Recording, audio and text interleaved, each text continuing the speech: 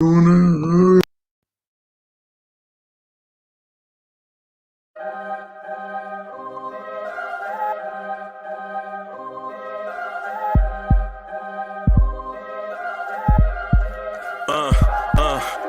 rank where the view is nothing less than phenomenal. For how I express and project from my abdominal. The only view better, both my daddy and my mama know. No living parents, my sons give me balance. My wife is my serenity, this mic is my identity. The world is foul enough, that's why I write without obscenities. Provoking danger with broken language and spoken anguish. Begging to get hurt, why would you ask to go through changes? Yes, Lord, life's a chessboard, master the angles. Control the tempo, be the one who holds the info. Acknowledge is just as deadly as machete swings. When spoken, the truth is as potent as that Medellin. While others swear the style is free, I just let it ring. Our time is undervalued, soldiers make us better kings. My fans on my shoulder, reaching after better things. Today I take the shot, for them I'd rather set the screen. My mama told me follow my dreams. My daddy told me get it by any means. Stand tall, make him bow to a king. But I've evolved, you can see the resolve. Look in my eyes when you speaking to God. Life and for those who we caught up in using what I was scarred with the muse. I guess they call it proving I'm more than an artist. Pistoling out my darkest while sizzling out a harvest. And storing what gets me from A to B, just like garages. Instrumental with collages. Envision what I've been drawn. Broadway to give you rhythm like the great Lena Horne. So bent on, found comfort in the storm. Find peace and on when you see them others perform. Organized chaos.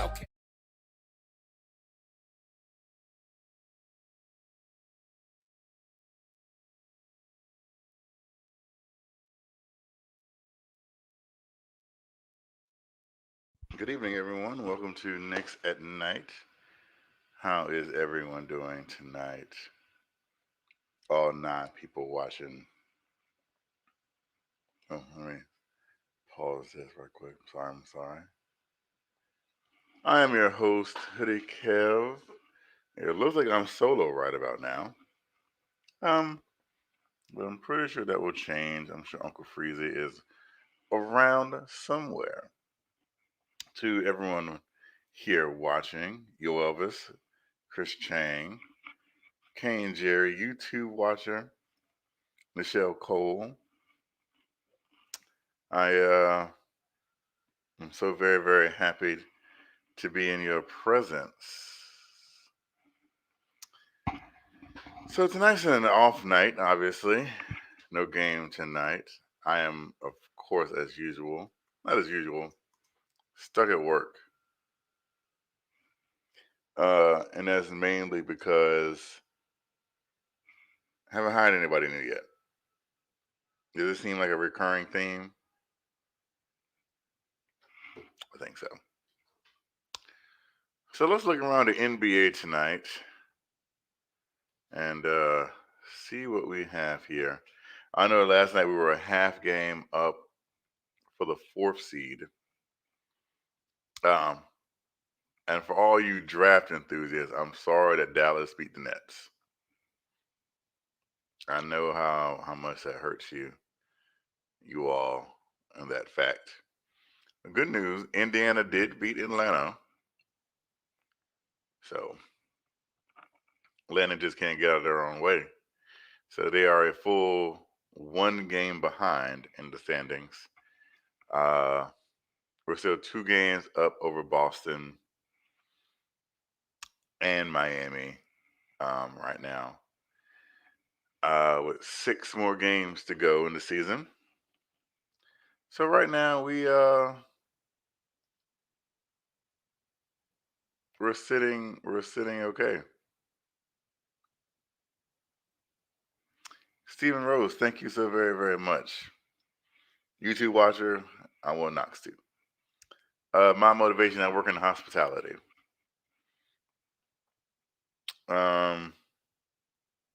Frederick, Antoine White, how are you all doing this evening? So yeah, so that's what's going on right now. We're still like about 5. We're not gonna catch number 3 seed. We're 5 games back with 6 left. So I think that's a little bit out of reach right now. As we know, tomorrow, or as G Money likes to say, today, we play the Phoenix Suns in Phoenix. So that would be a tough one. We just lost them about a week or so ago. We played them tough until the end. Then, their Hall of Fame point guard did Hall of Fame things. He hit 3 shots, to be honest, at the end. There's a lot of things that we're going to have to do tomorrow to pull out a win, especially coming after a very poor, lackluster performance last night against the Denver Nuggets. The Phoenix Suns present a different task for us. They're a team that wants to move up and down the court. They're a team that they're going to take their threes, and we all know the Knicks have a penchant for giving up open threes, i.e., Cam Johnson hitting 3 threes in the fourth quarter. Cameron Payne. So I don't know if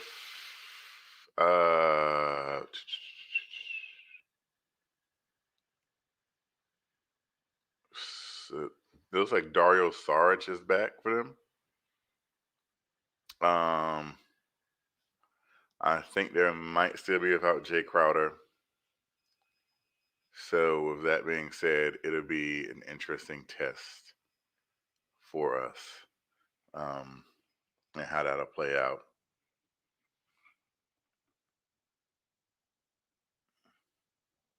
Yuvalvas, you think the Suns are beatable?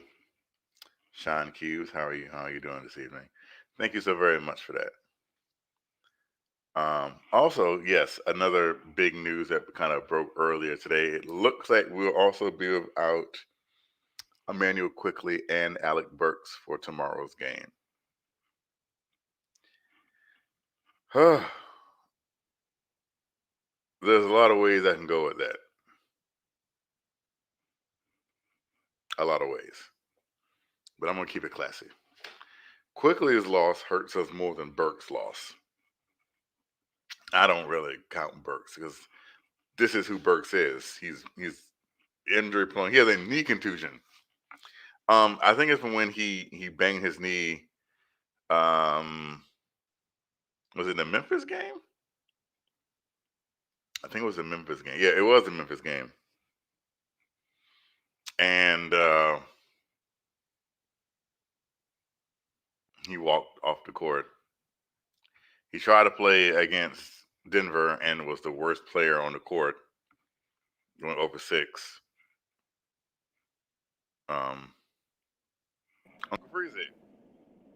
Yo. Oh yeah, I was going to having a little recap right now and kind of talking about tomorrow's game, waiting for people to come up. Yeah, I heard you. Sounds like you're nervous about Phoenix. I'm nervous about Phoenix. Yeah, it sounded like it. I don't know if you are or not, and I don't want to speculate. I wouldn't say I'm nervous. I'd say that I'm going to be cautious. As I say, we're not going to have Quickly or Burks tomorrow. Okay. Two guys. You don't really like those dudes anyway, so it's not really a just big like deal. Quickly. What have I ever said about Quickly? I'm definitely not a Quickly. Quickly is one of the kids. Now Burks, on the other hand, that's a different subject. But you can't say that I just like Quickly. You can't say that at all. Okay. Okay. I think that's very unfair to me. No. Okay. I'm all right. Okay. All right. Burks, though, I'm not gonna say I didn't see it coming. Yeah. So do you like our odds still the same? I mean, I don't even know why I'm about to ask you this question. I'm gonna ask you anyways. Do you like our odds the same, even though Quickly and Burks aren't playing? And that's a lot of offensive firepower off the bench? Yes. Yes. Yep. I think we will see some Frank tomorrow. Frank. Yep. I think we'll see some Frank. Frank Ntilikina. Really, Frank? Yeah. Why Frank? I don't know if we have a choice. Because you can't play D Rose all those minutes.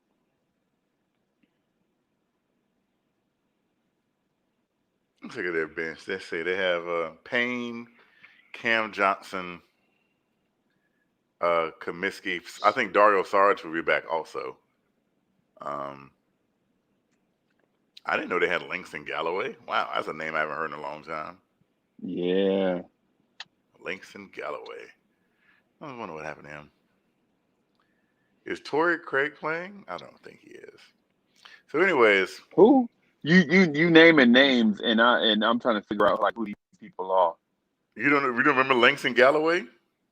The Former Knick? Langston Hughes? Definitely not the writer, Langston Galloway. Okay. He was once upon a time the Frank Ntilikina team. Oh, he was the guy there with Torrey Murray. Remember Yes. Torrey Murray? Oh Yes. my. That Langston Galloway. Yeah, like, oh my God, I can't believe we let Torrey Murray get away. And I'm like, who? Torrey Murray, Tony Douglas, Langston Galloway. Yeah. Mm-hmm. I think he had a couple starts for us, actually. Yeah. He hit the big shot against Detroit, and then Reggie Jackson came back and hit the 3 to win it. Yes. Yep, that's him. Yes. Langston Galloway. So you think it'll be Frank and not Knox?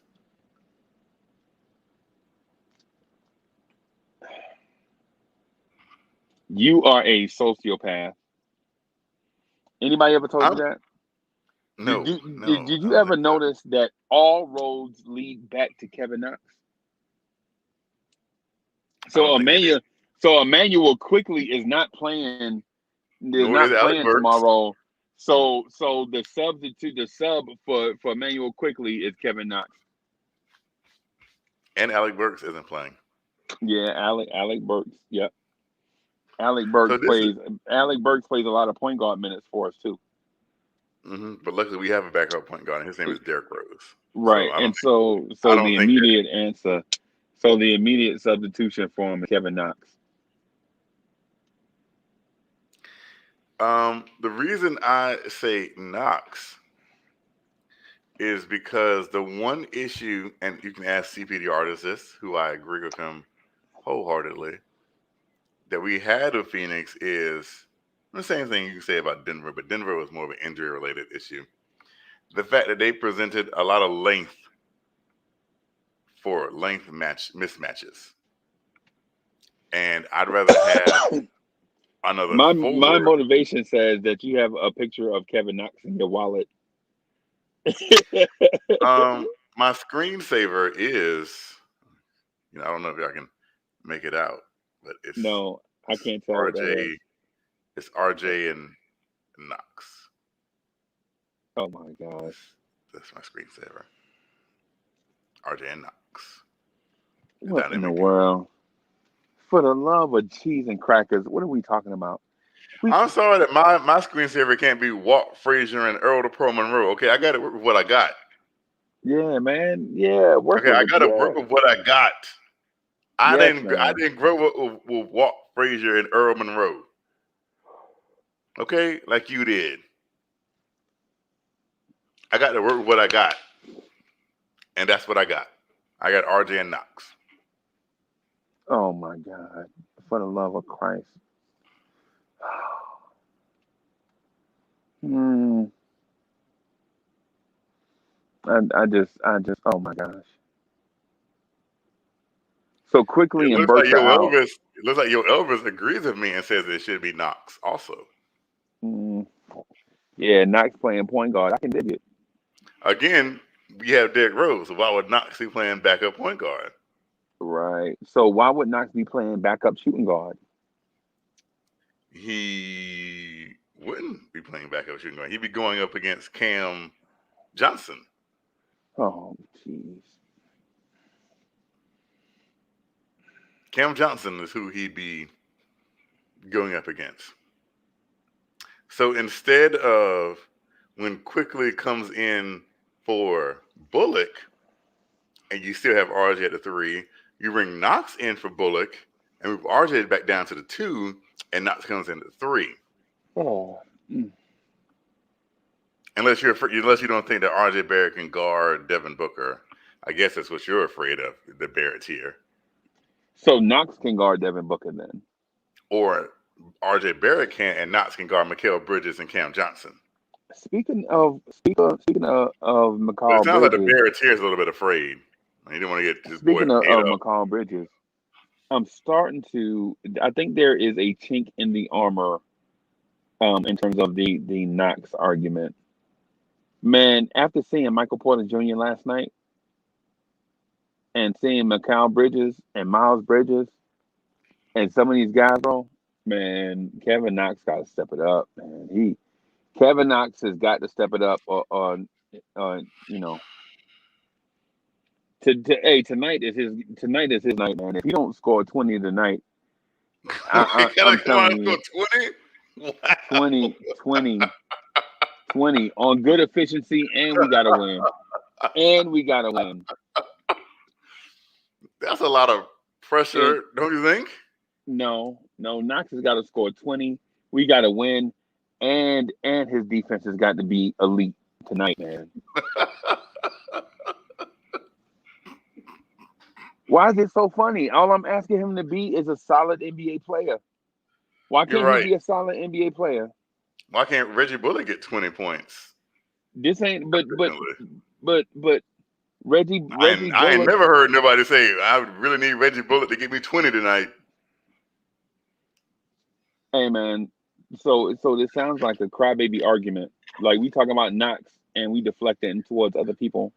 I'm not deflecting. So this is what. So I'm going to say this about Mikal, Miles, and Michael Porter Jr. Mikal Bridges' career has been like his first 2 years are like blah. Like, you're not that good. You're on a garbage team. But you get to play beside Devin Booker. And you're not expected to do much. So you can have your lumps in the road and nobody will really care because you're in Phoenix. You're not expected to carry the team. You're not the savior. And you can still learn. Monty Williams is a great man. You know, he's had some tragedy, but he's everyone always says that Monty Williams is a great human being. We drafted him, right? Yes. Yeah. Who said he's a great communicator and hell of a coach. Then, not only that, you are blessed with one of the greatest floor generals this game has ever seen. And we wonder why Mikal Bridges, who's only averaging 13 points. Right. Again, he's only averaging basically what Knox averaged his rookie season. I'm talking about this year, though. We talking about this year. Yeah. So again, in year 3, Mikal Bridges is averaging what Kevin Knox did his rookie season. So neither here nor there, right? But Mikal Bridges has been averaging this for his career. No, he did not. Knox averaged 12, then 6, then 3. Next year, Mikal Bridges averaged 8, then 9, now 13. Oh, so okay. It's not like it's astronomical. So he's getting better. Okay. Yeah, he's getting better because guess what? He's played 29 minutes a game, 28 minutes a game, and now 33 minutes a game. See, his minutes have gone up. Right. Okay. Now So you can so say he I'm so being a he knoxer, but you got so to come he with something a little earned bit stronger than that. so he earned his minutes. He Okay. earned his minutes. Okay. All right. I got you. Oh, okay. So he was on a garbage team, did nothing Oh, with a whoa, whoa, team of who you talking? 7 Wait. starters. Who you talking about? Knox or Bridges? Bridges. Saying okay, because you said being on the garbage team and did nothing. I didn't know which player Yeah. you was talking So about. he was on a Okay. garbage team and averaged 8 points. Wasn't good at all. His efficiency numbers are. Let me make sure I'm say this correctly. Mikal Bridges, um, his rookie season, shot 33% from three, shot 43% from the field on only 6 field goals a game. So it's not like he was out there launching them. 3 rebounds, 2 assists. Mm, Then 51% from the field, 36% from three. Still only shot 6 shots a game. Averaged 9 points. Then again, got Chris Paul as a point guard. okay. And now averaging 13 points a game. Man, this So keeps it's not going like in. Mikal Bridges is killing them out there. It's not like that's happening at all. Let's not confuse Mikal Bridges with something he's not. Let's not do that. Y'all can hate Kevin Knox, but don't say, "Oh, I wish we had Mikal Bridges." Wait. Okay, so those offensive numbers are not impressive.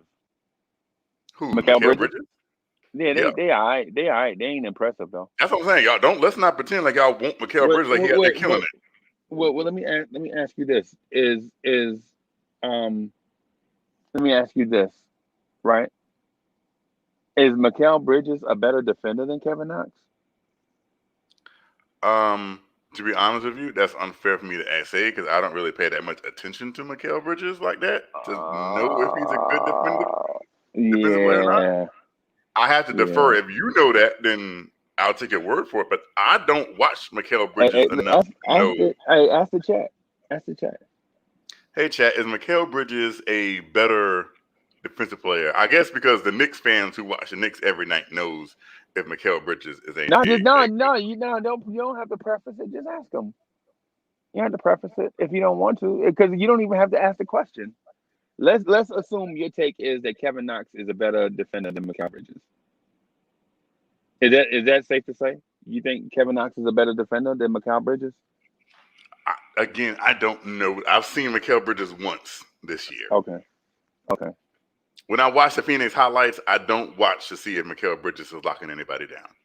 Because if Mikal Bridges' offense is not better than Kevin Knox, and Mikal Bridges' defense is not better than Kevin Knox, that means you believe that Kevin Knox is a better player than Mikal Bridges. There's nothing wrong with that. You know what I'm saying? If that's your opinion. That's a different question. Are you saying that do I think that Kevin Knox is going to be a better player or is a better player? No. I'm talking about is and has been a better player than Kevin Knox. No, because Mikal Bridges has played more, so clearly So Kevin clearly Knox he's is not a earned more better minutes. player. So if Bridges earned more minutes, then No, his numbers sometimes that is misleading because if Kevin Knox was in Phoenix, it's safe to assume that Kevin Knox would probably be the starting small forward in Phoenix. over Cam Johnson. Safe over Cam Johnson, yes. It's safe to assume that. No, it's not safe Because to assume because Mikal Bridges wouldn't have been sabotaged like Kevin Knox was. He would have been able to still go out there and play and not have his franchise sabotage him. So I would assume because Phoenix knows how to treat his young players, would be right now the starting small forward on the Phoenix Suns. Yeah, I don't know if I believe that, bro. I do. Because again, there's no earthly reason on God's green earth when Kevin Knox went from the starting small forward in his rookie season to basically not playing at all. There's no reason why Kevin Knox was second team all rookie, rookie of the month, voted in the Rising Stars game, his rookie season, to afterthought. You're not going to sit here and tell me that had that happened in Phoenix, Kevin Knox Hey, wouldn't have how gone you gonna into tell? year How you two. gonna tell me what I'm gonna do? Huh? How you gonna tell me what I'm gonna do? What do you mean? You just said you're not gonna sit here and tell me.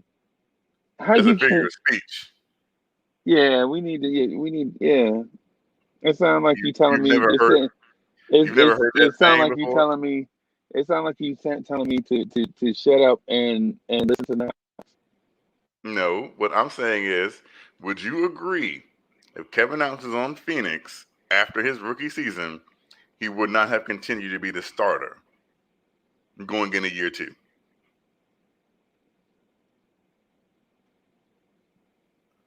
Now you can make an argument to make an argument to say something, or you can just be like, yeah, you know what, you're right. He probably would have been still the starter. No, Okay. Well, no. I am in the mindset that what John Calipari said about Knox is right. That Kevin Knox needed 3 or 4 seasons to get right, and even if Phoenix would have drafted him, he still would have needed 3 or 4 seasons to get right. So Kaiser Sauce, thank you for the super chat. Knox and again, Freezy, Hoodie Cav, about to activate Ultra Instinct Noxicize mode. He I don't even know is what that is. Is that like he is a that's thing? your yeah, that's your new fantastic Knox suit fresh out of Wakanda in a silver briefcase. Yeah, that's your new Knox superhero suit fresh out of Wakanda. You know what I'm saying? That's your that's your new suit straight out of Reed Richards research lab. It's a bird, it's a plane, it's super Knox. I don't know. I got a message from my agent. No. Okay. So what is he saying chill on the Knox talk or he's saying he want more? Wow. This is motivation for me to keep going strong and keep the faith. Now, shall we talk about Miles Bridges? Or yes, shall we? Because obviously Miles Bridges is killing it too in Charlotte, where he's averaging 12.4 points a game. Killing it. Killing it. Because Uncle Freezy came on here and said, "Oh, after watching Miles Bridges and Mikal Bridges and Michael Porter Jr., and I'm like, a player who's averaging 13 points, a player who's averaging 12 points, he's killing it. Is it really? Is it? Is it? Oh, well, okay. Michael Porter Jr., the guy with a broken back. Activate full Knox mode. Let's see, Knox mode fully activated. Michael Porter Jr., the guy with a broken back. He might have 5-6 years in him. He's averaging 18 points, 7 rebounds. So yeah, he's pretty good. Of course, No, a lot of those numbers. that's nothing compared to Kevin Knox. Though. That's nothing No, compared to Michael Kevin Porter Knox. Jr. is going to have a great 6-7 year career until his back goes out. You can't predict injuries, bro. And like the great American poet Luther Vandross said, we're worried about the here and now. Here and now is if you believe, Uncle Freezy, that Kevin Knox is being built in the mold and image that Tom Thibodeau wants him to be, then everything will be fine. Everything will be fine. And there's no need to fret over what Miles Bridges is doing, over what Mikal Bridges is doing, over what Michael Porter Jr. Just have to have patience. If you believe that Tom Thibodeau is indeed, if you truly believe this, just have a little patience.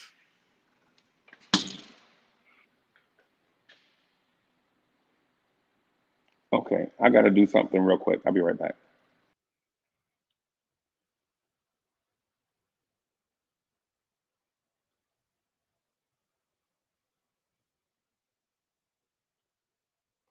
Anyways, chat. Ha ha ha ha. Real King. Thank you. RC creative because Knox doesn't defend. You know, there is a narrative that's going on. And it was sad. This is what's sad, right? Because people get on me and say, why don't you support Bullock or Burks? You just need to support all of your players. But then we'll proceed to just drag Kevin Knox. Like Kevin Knox is not wearing a Knicks jersey. How does that work when you get on somebody because they don't support the players and then you don't support the players either?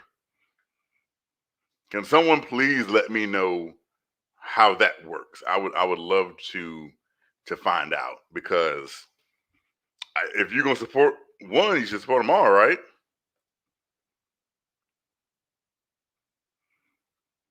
I mean, can someone elaborate on that? Because all I hear is Knox is trash, Knox is garbage, Knox can't do A, B, C, but y'all want me to support Bullock and Burks and support everybody on the team.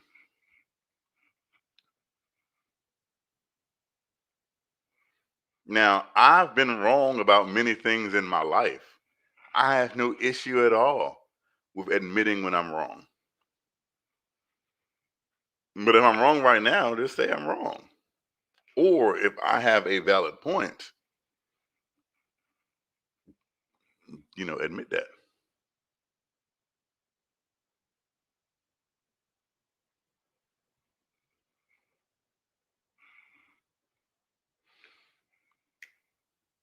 So, now that we've gotten that little piece of tidbit out the way, Uncle Farisi wants to talk about Julius Randle and him getting a contract extension. On that same line, today, Team Jordan, announced that Obi Toppin, a player who's averaging, I think, like 10 minutes a game. Make sure that's right. 11 minutes a game. A player averaging 11 minutes a game, 6 points a game, 2 rebounds, is getting his own shoe from Jordan, Jumpman. Obi Toppin, averaging 11 minutes, 4 points a game, 2.3 rebounds, is getting his own shoe by Jumpman. Now, unless they know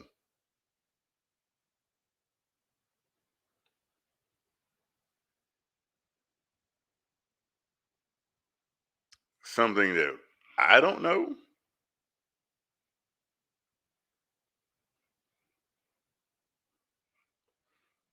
and there's some people in here that says, oh, it's because he dunks.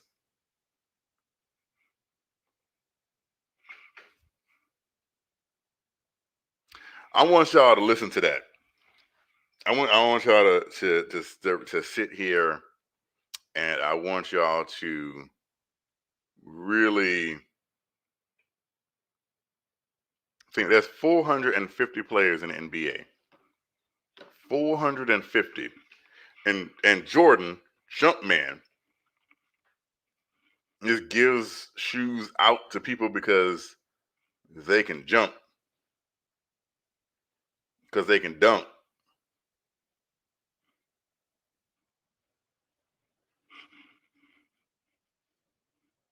I don't remember Nate Robinson having his own shoe by Jumpman. Y'all remember if Nate Robinson? I can look it up. I don't think so.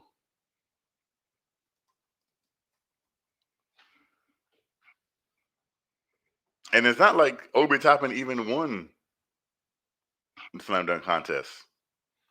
You think Anthony Simons got a shoe? I don't know if we're gonna rock the Simons.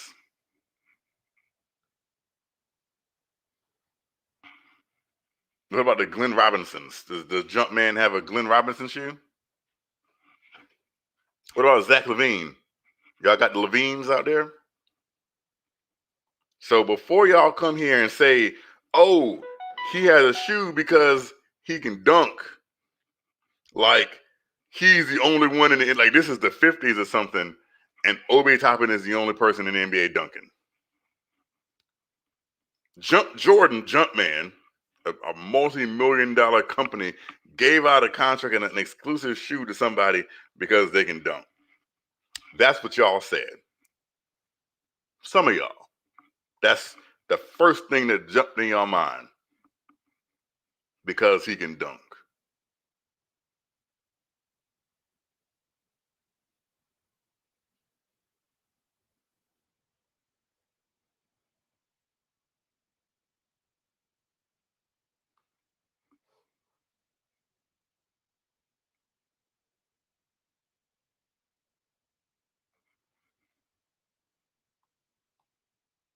Stop It videos is just ridiculous right now.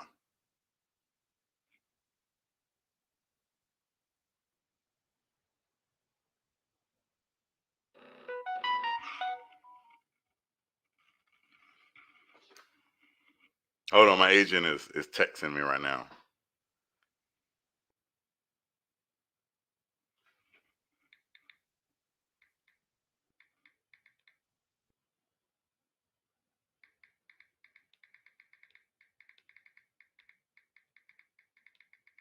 I'm texting my agent. So I'm gonna Google since Stop It video said, because I don't think PJ Tucker has a shoe. Stop It video, just because he has a shoe collection does not mean that PJ Tucker has his own shoe. You might need to do a little bit of research before you hit send.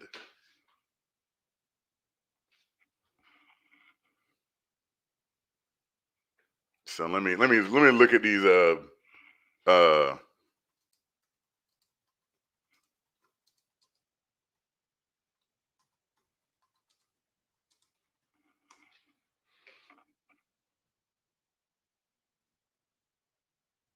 so again, Joe Ingles doesn't have a shoe either. Who else did you say? I mean, because I'm about to tear him. Just he sounds ridiculous. Who else did he say? Talon Horton Tucker. Let me see if he has a shoe. Since he has a shoe too, because I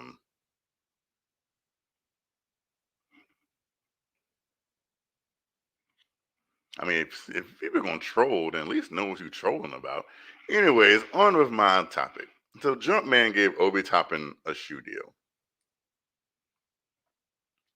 Surprising. And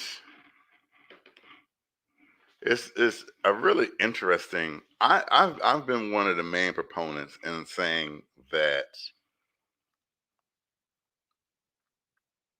Leon Rose drafted Obi Toppin. Let's go back to draft night 2020. And everybody was wondering if once Obi fell past 5, if we were going to, because there were rumors. It wasn't even like we got Obi because he was the best player available. Don't fall for that narrative, because the Knicks were intending on moving up just to draft Obi. Leon Rose was about to move up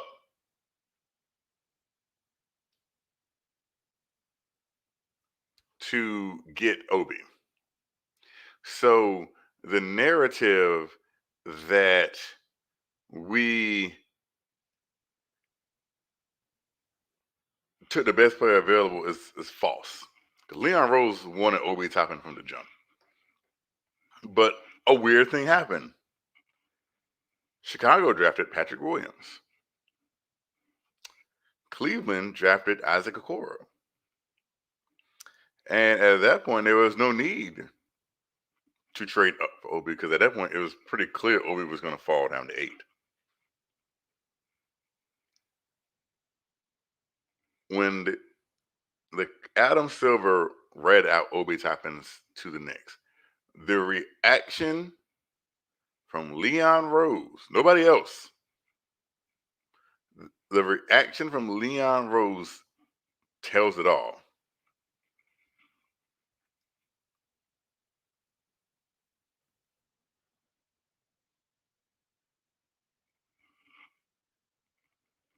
Obi Toppin's not going anywhere because Obi Toppin is Leon Rose's dude.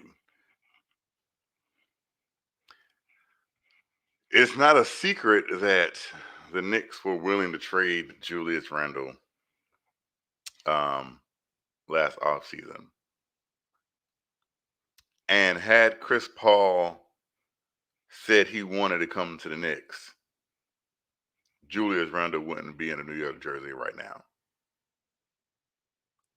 And that's just the facts. That's just that is what it is. If Chris Paul said yes, I'll go to New York, Julius Randle would be in Oklahoma City, or Oklahoma City would have sent him somewhere else. Are these alternative facts? No, Are these alternative facts? I don't think so. Those are facts. It sounds like speculation. Is it speculation? Because there's no legit proof of yes. Because none of this stuff happened, and you are cobbling together. None of it happened. Things. Were the Knicks in on trading for Chris Paul? Do you know that for certain? It was reported. By whom? By the Knicks or newspaper outlets? The people who cover the New York Knicks. Oh, okay. Okay, so you didn't hear the front office come out and say it. Is it a fact that Chris Paul said he did not want to play out east? Yes. Or was that's there speculation? No, was that, or did he actually come out and say that? I never heard him say that. Did you? Did you ever hear Chris Paul? Did you see Chris Paul say that? I think Sam Presti said that. It didn't come from Chris Paul himself. I think it came from Sam Presti. Oh, okay. Okay. So it's strong speculation. So it's not a fact, it's strong speculation. How is that strong speculation when that came from the man who traded Chris Paul? Did you hear it from Chris Paul? I heard it from Sam Presti. Right. But Sam Presti is not Chris Paul. The general manager of the Oklahoma City who made the deal, why would he just make something up?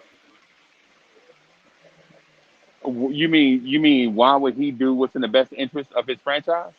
Why would he slander a former player? If Chris Paul did not say that, why would Sam Presti slander him and say, "Oh no, well, he told me he didn't want to go to the East Coast, so I traded him to Phoenix." So Sam Presti slandered Chris Paul.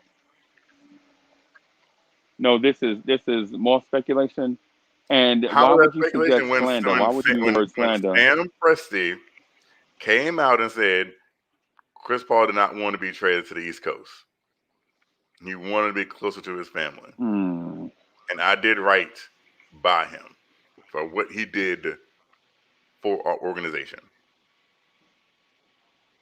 He then gave him respect and then would turn around and slander him by lying and saying something that Chris Paul didn't say. Or are you just trying to make an argument? Did Chris Paul say that, though? Sam Presti said it. No, I asked you. No, Chris Paul did not come out to the media and say Chris that. Paul say it? No, I did not hear Chris Paul come out to the media and say that. Okay. Does that mean that it's not true? Okay. All right. Does that mean that it's not true? Oh, no response. Okay.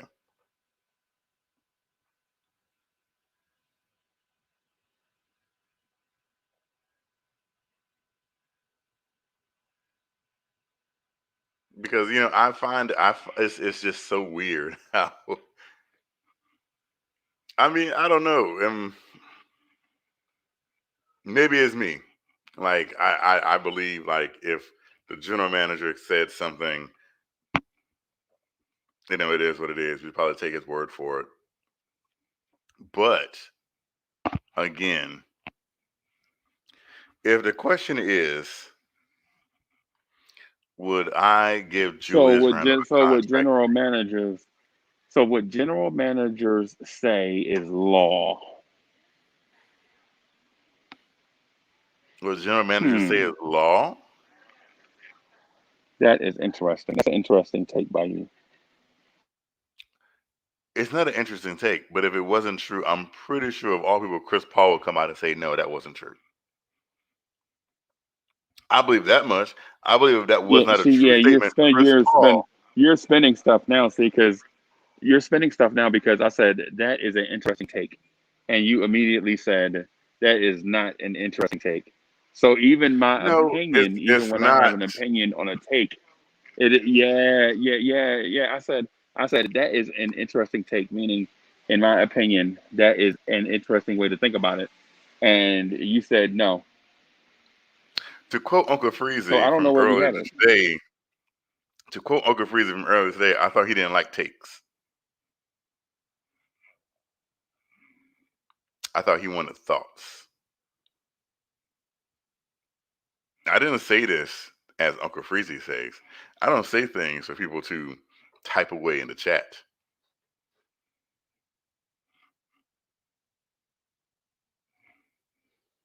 Maybe I'm wrong. Maybe I misheard Knicks want to I drive. got, I got to. No, no, Huh? no, You're breaking up. no. You're breaking up, Uncle Freezy.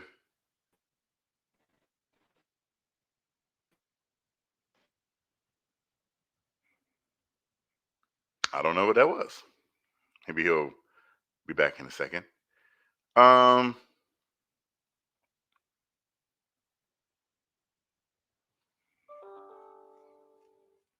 I was going to say, what was I saying? But yes. So the question of the night is: does Julius Randle deserve a max contract extension? Um,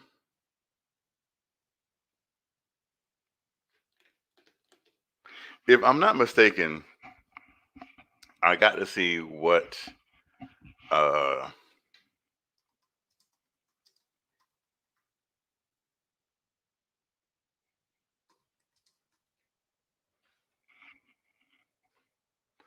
I got to see what exactly is. So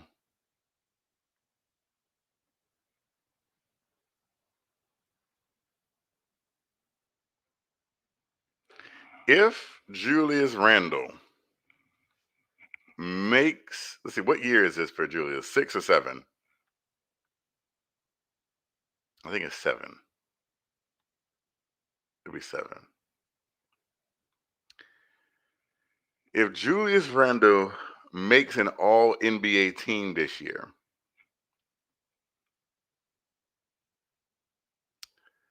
his contract will start off, let's see, he'll make 28% of the cap. If he makes an all NBA team, first, second, or third, and he will be eligible to make $32.7 million in his first season, going up from there. 32.7.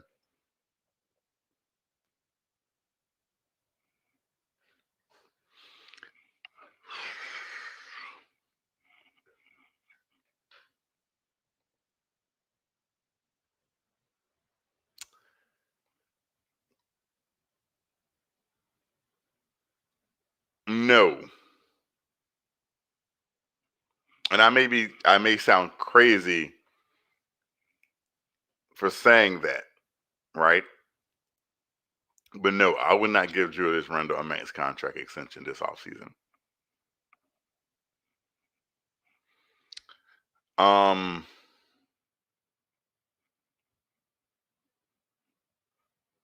Julius is having a very, very good season for us.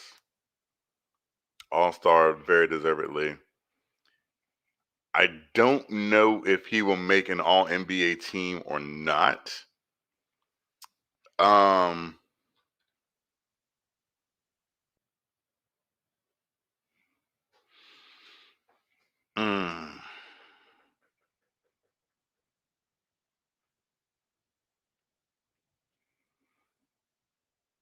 he might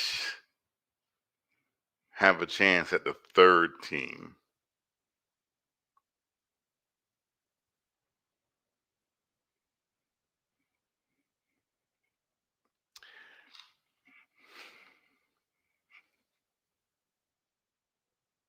He might.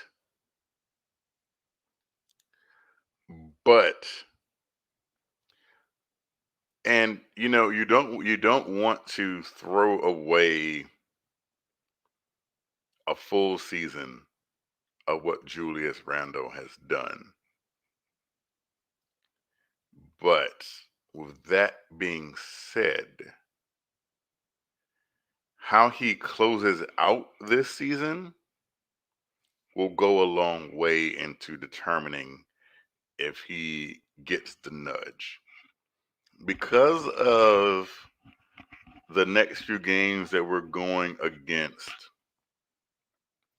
will have a lasting impact more than games in January and February will, then it'll be an interesting thing to see if he does get voted in. He's not making the first team. Well, I'm sorry if that hurts anybody's feelings. Let's not doing that.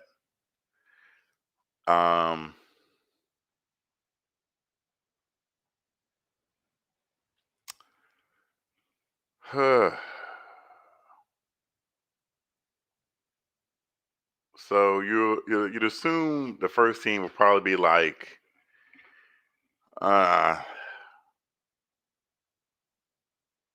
Jokic, Giannis, a front court, that is front court. Jokic, Giannis, and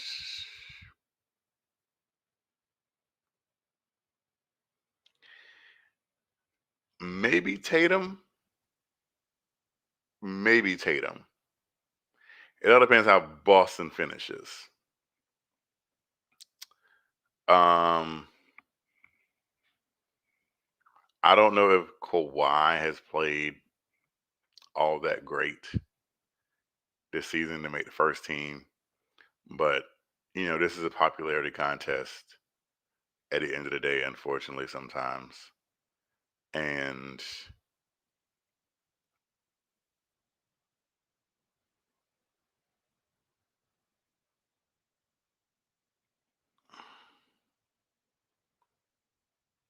we'll probably just have to see. The second team will probably be Embiid,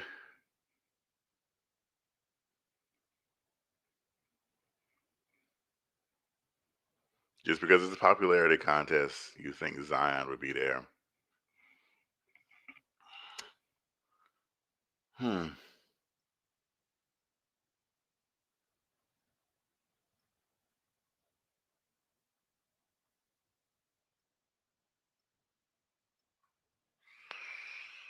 Uh,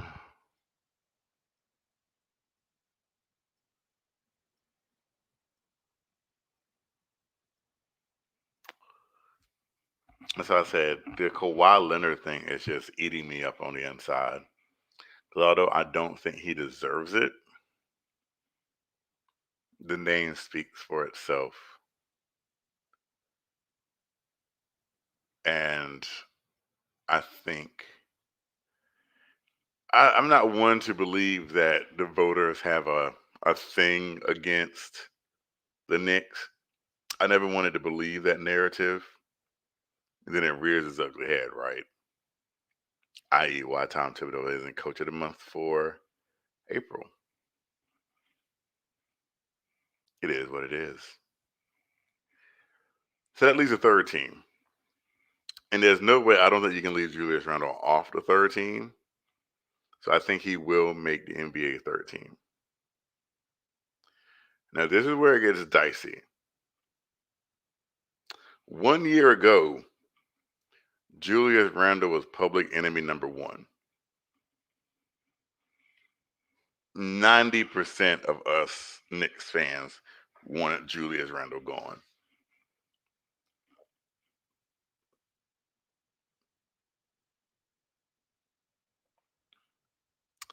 Julius Randle's been in the offseason working and getting better, right?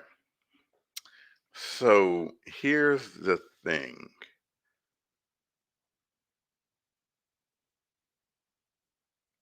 Is this who Julius is going to be moving forward? Or will there be regression? Because it's very hard to base giving somebody a max contract, $150 million, of basically one season. As much as you all are in love with Julius Randle right now, I want you all to take that into context. His first season, everybody wanted Julius Randle gone. This season, he's probably going to make an All-NBA team. Do you reward somebody for basically one season? And I know most of you all just want to say yes because Julius Randle's playing great right now. But sometimes you have to take a step back from being a fan and look at it as a business. Because in year 4 or 5, Julius Randle is going to be making $40 million.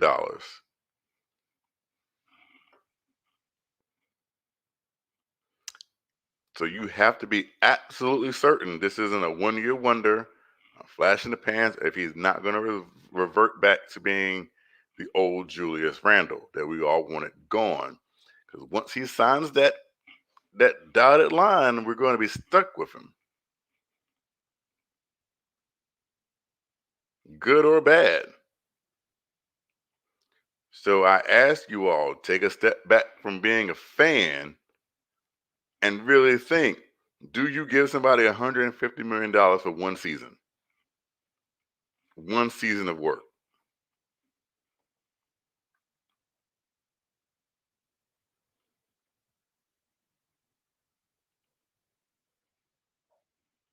Long Island Sound, that is not true. Nobody gets a big contract off of one season. That's not how it works. You people build up to that. People work to get up to that. It's not one season. You get, oh yeah, one great season. Let's give you a max. No, people have years. They build a resume of sustained success. It's not, no one gets 1 year's max, then all of a sudden max contract. No, James Harden did not get 1 year and get a max contract. Again, Stop It videos is just basically just making stuff up.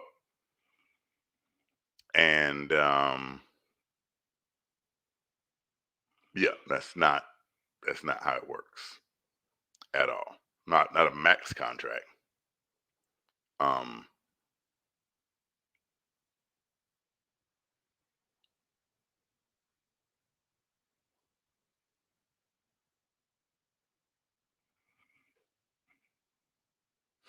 Jeremy Lin. um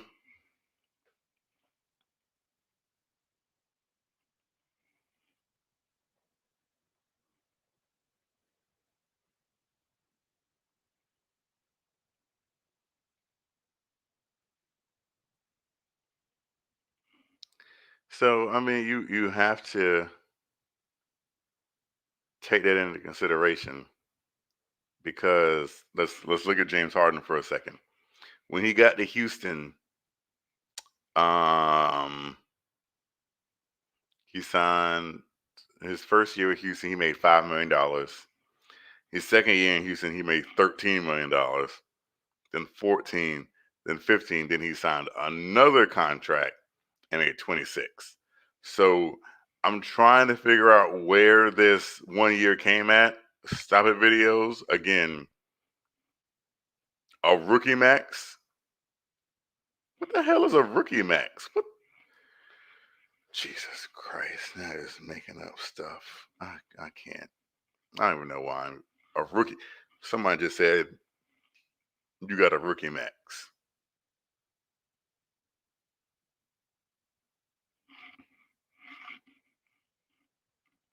Is that what we're doing right now?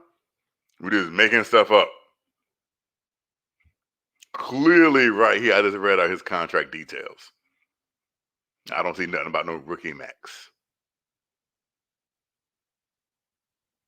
Is that even a term? I've never heard of that in my life.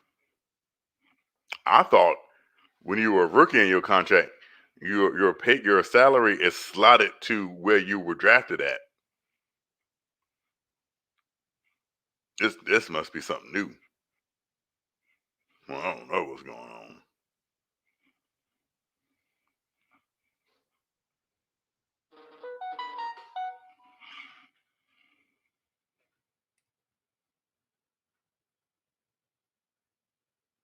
Yes, that's what I said. It's you when you're drafted as a rookie, it's the most that you can make at that particular slot.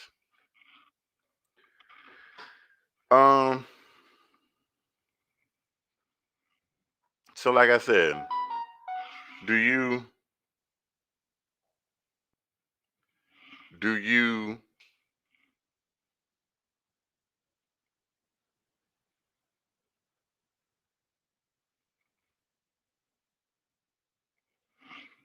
wow, so do you like I said, do you give Julius Randle 150 to 200 million dollars off of one season?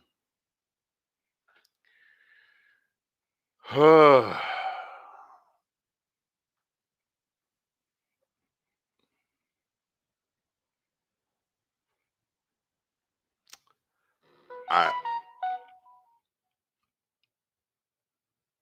I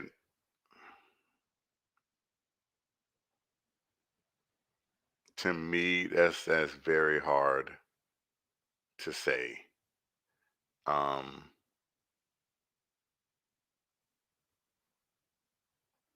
I just don't know.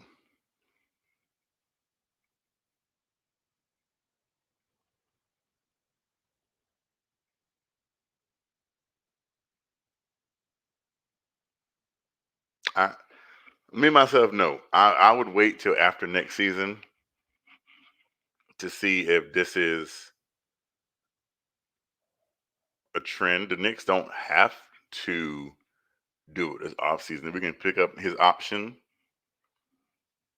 and which is probably the most likely thing to happen anyway, is the team picking up his option for next year, seeing how he plays next year, and then making a decision after next season. That's the most logical thing that's probably going to happen. Because if a team don't got to pay you, they're not. That's just the business of it. And if I got you one more year at $19 million compared to $35 million, I want to take you at $19 million and save that extra year.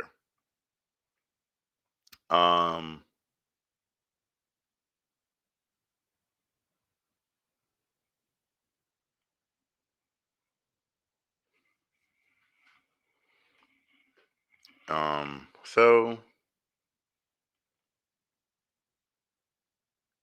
that's just me. I don't know what you guys think. I know a lot of you guys, Jose Perez says Kevin Love got $120 million. Kevin Love got $120 million out of circumstances because everybody left. Right? Everybody left. And it's Cleveland, Ohio. What else they gonna do? And look how that contract is biting them now. They can't even get rid of Kevin Love. So you're really not making a good point, Jose Perez.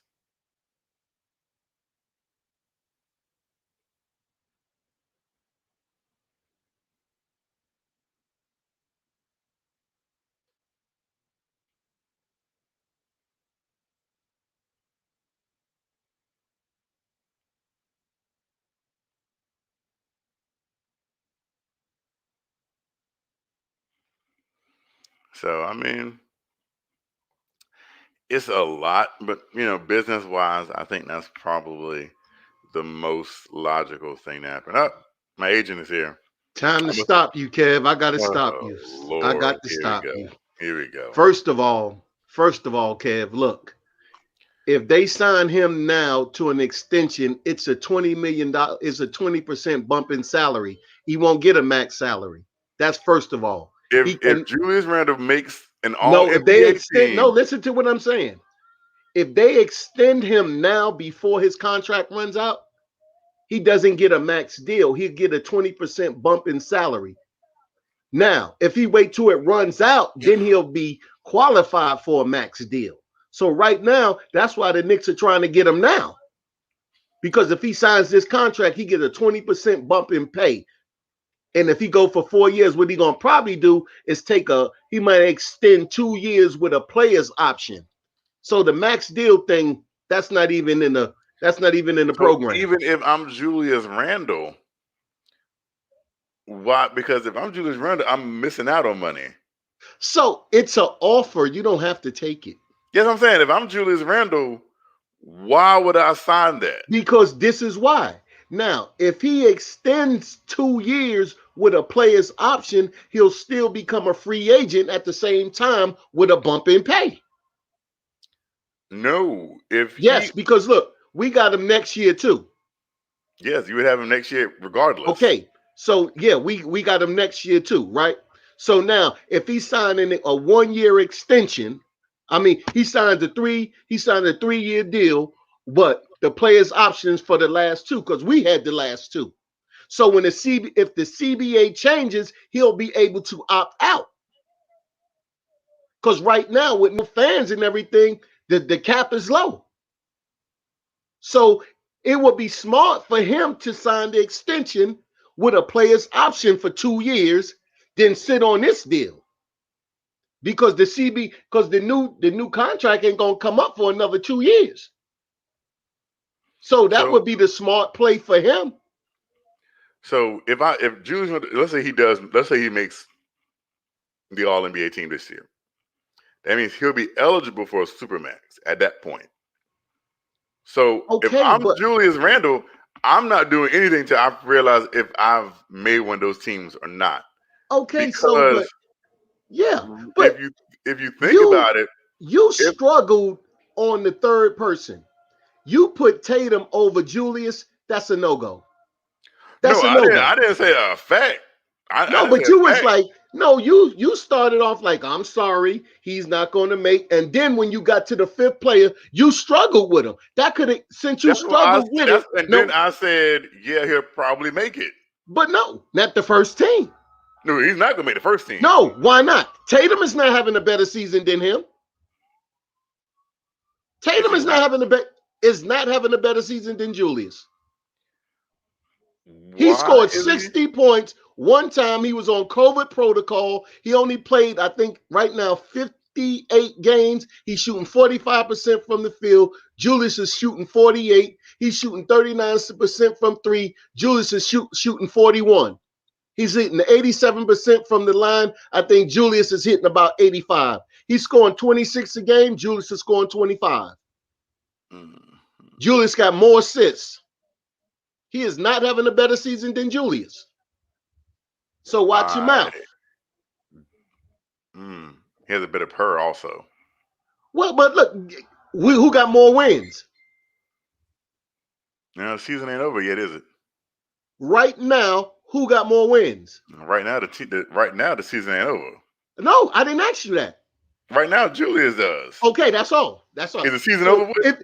If it was the end right now, no. But my point is this here. You tried to stick Tatum in there with just reaching, and automatically claim that Julius couldn't get there. Oh, Julius is not going, and the guy that you put in, Julius is having a better season than. I don't know if he's. You know, I'm glad you came on, Rob, because I was about to come on, and I agree with what Kevin is saying today, man. I agree to a certain extent, not 100%, not 100%. But I do agree. What I agree with is that us as an organization have to tread lightly when it comes to this contract. But look, Eddie, let me just stop this contract. Let me just say this right quick, and I'm gonna let you get off. I only came on for that Tatum thing. Now, what he was saying about the money and the way that he want to watch it and what to do is going further with that. That's another story. I didn't even attack that. I just attacked the Tatum thing, because if you got to look at a guy and say he's going to go before Randall, but when you get to that fifth person, you struggling with it, and Randall is having an all-star season, and then when you look at the numbers, Randall's having a better season than him. That's what I stopped. The rest about the numbers is a lot of what the NBA is a popularity contest. Yeah, but look, Kev, who's more popular? Jason Tatum, who has Subway commercials. Kev, you're right. I'm not even talking about the NBA. I'm talking about the way that you was trying to carry it. What I'm carrying it is I'm taking the politics in it also. But that's you didn't why I start struggle, like because that. I didn't say Tatum is better. No, this is what you did, Kev. This is exactly what you did. I may not have clarified. You said I hate to hit your feelings, but then when you got to doing the numbers and the people, that's when you changed. That's when you got that's when you stuttered a bit. Because I had to think. Now I was like, politics is going to play into this, and Jason Tatum is a more popular and likable player than Julius Randle is. But look, what you said was you don't buy into the politics. I may not buy, but it's reality. But that's the reality of it. Whether I want to buy into it or not, that's still the reality of it. Hey, but look, just because of whatever the NBA says, when you got a player on your team that you know in your heart deserves to be on the first team, it's not a problem for you to speak on that. I don't gotta vote, Rob. You act like I gotta vote. I'm just talking about. I'm talking about amongst the chat. Now we keep it real here. Even if they do put Tatum there, you act like damn. If Tatum was to get it, that means Randall got robbed anyway. Then we have something to talk about now, won't we? I'm not even so sure. You're the one who put him in the second team. Tatum in front of him. You started off early. Did you put him in the second team? It'll either be the second or the third. But like I said, it's a. Kev ain't even have him on the second team. Kev took him directly to the third. Because I said, because we have to not look at this as Knicks fans. I'm looking at it. You looking at it as a Knicks fan, Rob? No. I'm taking out the politics. No, if we go strictly off numbers and off, I'm not. Without talking about popularity, if we strictly looking off numbers and wins, Julius Randle is having a better statistical year than a lot of those people that you put even on the first team. I think than Jason Tatum. Thank you. No politics involved. We're talking strictly. The only other person I said was Jokic, and you gonna sit here and say that he's having a better season than Jokic? No, there's five. Tatum. There's five. There's a front court that's built up of three. And I didn't even tell you. I didn't even tell you the guards. You don't fix your face. You don't fix your face to put Tatum in front of him. The only people I said on the first team is Jokic and Tatum and Giannis. You don't fix your face to put Tatum in front of him. Giannis and Jokic are legit MVP candidates. Hey, look at here. And I'm not saying because here's what y'all are doing. Rob, you are sitting here and you're talking as a Knicks fan. No, we're not. We're talking about. We're not. We're talking about statistics. Talking about strictly to the when you sit here and say Strictly Julius, statistically. we all know that what Julius Randle is doing for our team. I understand that, but what I'm but you saying didn't is, acknowledge it. when the You NBA did not voters acknowledge go it. and vote for this, they're not gonna Kev, give jack you shit did not what we acknowledge it. Knicks fans think. They're gonna say Kev, you did Jokic not is acknowledge MVP. it. Three-point Jokic is percentage. gonna do it. Nah, Giannis Kev. is good. Kevin, They're gonna Hey, start. Kev. A lot of times, percentage. this is gonna be muscle Field goal memory. percentage. He's better than Tatum. It Three-point doesn't percentage. matter if he's better. Listen, I hate to tell you this, but it does not matter. But It Kev, Yes, it doesn't does. matter. Kev, Yes, look. it does, because you No, first, it the does first thing not. you said before It you really said this is doesn't. it's a popularity contest. And Because that's it where you're is, wrong. because a lot of these voters are going to go off muscle memory, and they're going to put down who they think. So is it's having not a about better who's season. the best. Do Who you had the really best year honestly think these statistically. voters? Do you really sit here and tell me? Do you really believe that the voters are looking at all the stats? If you believe that They have all of to. the voters who vote for all NBA teams are actually sitting down looking at going through all the stats, tell me you think that. They have to. No, they don't. Okay, Oh my God, really? So Really, you think that? So you trying to tell me they get it right every single year? Every single year they get it right. That's what you're saying. Hey, look. Only thing Go I'm back. saying, Kev, as far as like what you said is this here. Is this here. Now, if you would have started it off like this here, look, and this is just, I'm not putting words in your mouth, and then you would have probably got no gripe from me. Now, we know statistically that probably Julius won't make the first team or the second team due to politics, but we know we should be there. And then you kick it off. But you just totally shut him down like he didn't even belong. I'm not saying he didn't belong. My thing is this: why am I going to sit here and act like something that's not going to? You want me to say Julius not going to be on the first team? Would that make you feel better if I said, "Oh, Julius Randle going to be the first team All NBA"? No, you. Is that going to make you happy? No. You supposed to say this here. What am I supposed to say? Look, statistically, Julius Randle belongs on the first team, but due to politics, he probably won't get it. What difference would it make if I said that? The reality is he ain't gonna make it. No, because first of all, regardless of whether I say it or not, the reality is he ain't making first team All NBA. First of all, what you would be doing is Julius you would Randle be gonna make the first acknowledging. team All NBA No, defense. listen. Rob, First of all, can you please answer my question? Is Julius Randle going to make first team All NBA? Yes. Yes. And if he don't, they robbed him. And the stats will prove it.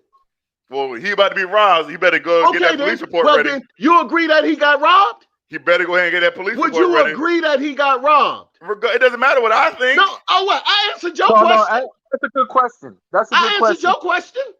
Do I think he'll get robbed if he doesn't get first team? I said, do you agree? I said, my question is, do you agree that he got robbed if he don't get first team? It depends who makes it. So, what? Oh, so yeah, I can't get a yes or no. I gave a yes or no, but I can't get one. No, he won't be. No. All right, so because Tatum gonna beat him. As far as you concerned. I didn't say Tatum. Yes, you did. You said Giannis. What I'm saying is this. Tatum. What I'm saying is this. Do you believe Giannis and Jokic will be on the team? Definitely. Yes. They're gonna. Okay, so that leaves only one more forward spot. Yes. One more forward spot. That's right. Are the voters, the people who vote for this, going to vote for Julius Randle? Yes. If they don't, they robbed him. Because he the one who deserved it. If they don't, they robbed him. But if I was going to say who's on first team, it wouldn't have been, Tatum wouldn't have came out of my mouth. That's what I'm saying. I would have picked Zion over Tatum. And not even Zion, because when you look at the losses, and Zion and Randle are very comparable. It's a hard decision. Wins, baby. It's a very hard decision. Wins. It's a very hard decision. Hey, look, wins count too. That's and why. Why are you discrediting Jason Tatum when Jason Tatum has 2 less losses? We're not discrediting him. Rob is basically discrediting. Rob is basically discrediting Jason Tatum. No, I said Randle, and I said no to Zion too. No, but you're saying wins matter when Jason Tatum has 2 less losses. You're basically saying no to Jason Tatum, period. Because when I look at his Because stats, they were predicted when to I have look at way his more wins stats, than they stats have, and wins and and we were losses. predicted to have way more Hold on, losses guys. than we Hold on. have. Hold on 1 second. Hold on. Bear back. I go with His stats and agent, wins and losses. I'm not just going with his stats. And to his me, agent is calling. huh? His agent is calling. Oh no, I didn't call him. I called him to try to shut him down when I was calling him. I was like, look, you going too far. You done jumped Yeah, out the man, that's a tough decision, man. I mean, to be totally honest with you, is a tough decision, man. But overall, man, the statistics, the way he's played, the way the wins that we have, man, this kid deserves a lot of awards this year. He yeah, deserves everything. He deserves everything for this year statistically. Just talking about this year statistically, what he's done, he deserves a lot of awards. yeah. Now, what I was gonna point out to you guys was that, I could say as a team, like we could put that last game in the gutter, right? Like we could throw that away Yeah, and just yeah, we forget throw that about it. in the And this, trash. but I will say this: if Julius Randle was the MVP, the superstar of our team, and all these things, all these accolades that we gave him or are giving him this year, and that point, it would have been his duty to step up and have a phenomenal game from the first quarter on, and at least make that game reasonable and see a fight. And that's where I hold back Okay, let me because I ask you a like the kid. question. Let me I ask you like a the kid. question. I like the kid a lot, man. I Okay, like the so kid a look, lot. let me ask you a question. Did we beat Giannis and them by 30? Yeah, we beat him. We beat him early in the year. Okay, We beat him by 30. okay. So look, we was out of a game too. You take that one and like you said, throw it in the trash. Because we got wins on our belt when we did that to other superstars. We did that to Tatum and them in Boston, didn't we? We beat them by Yeah, 30. we bust Tatum in them. We bust Tatum in them. By 30. But you understand what I'm saying when I say, man, like everything is going really, really bad. But to me, a superstar, somebody like a Devin Booker would try to save face Hey, and look, and, they, and go they off. lost by 32 the same day. Atlanta beat them by 32 the same day. Devin Booker. It happens. Yeah, So I that's get why. that. I mean, 100% agree. So I know that it happens, but I know I that would it have liked happens, to so I'm see not it. going to put that on everybody. It happens to everybody. I would have liked to seen more of a fight in game than the fight towards the referees, towards everything else except for in I the agree. game. I agree with you 100%. It's not that I don't disagree with you, but I'm just saying the reason why we can toss it out the window in the garbage because it happens to everybody. Yeah, yeah, And that yeah, was yeah, it. yeah. And look, and we didn't get beat that bad all season, really, since probably the second game of the season. So we built up a lot of cachet because Philly did that, what, game 2? They beat us bad. And now in game 66. You know what I'm saying? Yeah. It can't They happen said, today though, man. yeah, I It would have can't happen preferred tonight for, though, man. Like, yeah, I would have preferred for him to do his thing too. yeah, that's what I want to see because okay, he wants to get this contract now, right? Like, and we was talking about the contract situation. And my point of view is like this. Like, does he deserve accolades for this year? Yeah, he deserves all the accolades he can get for this year. Does he deserve a contract that's past this year, 4 or 5 years down the line? That's where I tread lightly and I say, hold up. I don't know if I want to do that. Not because of him. It's because later on within the fourth year, if we get that long of a contract with him, because if we do, that means he basically gave us a discount, and he wanted to come and play for New York. Because that's the only way I see them getting a 4-year contract done. right? The smart thing for the kid to do is take a 1 year, 1-and-1, and then next offseason get a full max contract, be it with the Knicks or as an unrestricted free agent. Well, And you I know think what? everybody I knows that feel as now, though, going through like, all the analysts and everything that's been said by Byron Windhorst, by all these NBA know-hows, all these panels that have talked about it today. Everybody knows that him signing a contract extension next year is a no-go. there what? I don't know who came out with that. I don't know if the Knicks came out with that, if New York, if the New York, if the agent came out with that. But it's funny that they would come out with that right now, to me. No, And to me, it's a little fishy. To me, is expected. To me, right about now, is expected. Because like they say, next year it's probably not gonna happen. And right now, if you want to talk to him, you're gonna want to talk to him now just to see where his head's at. Everybody can get you can get some ground. Now, you gotta also look at it like this here too. If the front office feels as though Randall's gonna be a key piece for them to roll with, I don't have no problem for them rolling with it because I never worry about a player's money, especially when nobody is getting paid on the team right now. So whoever comes in after him will have to be better than him, or you're not going to get that money. The Knicks is real flexible right now with their money. They got draft picks and they got money, so they can make things happen. So whoever they decide to pay, I'm not really concerned because I think Randall do need a bump in pay.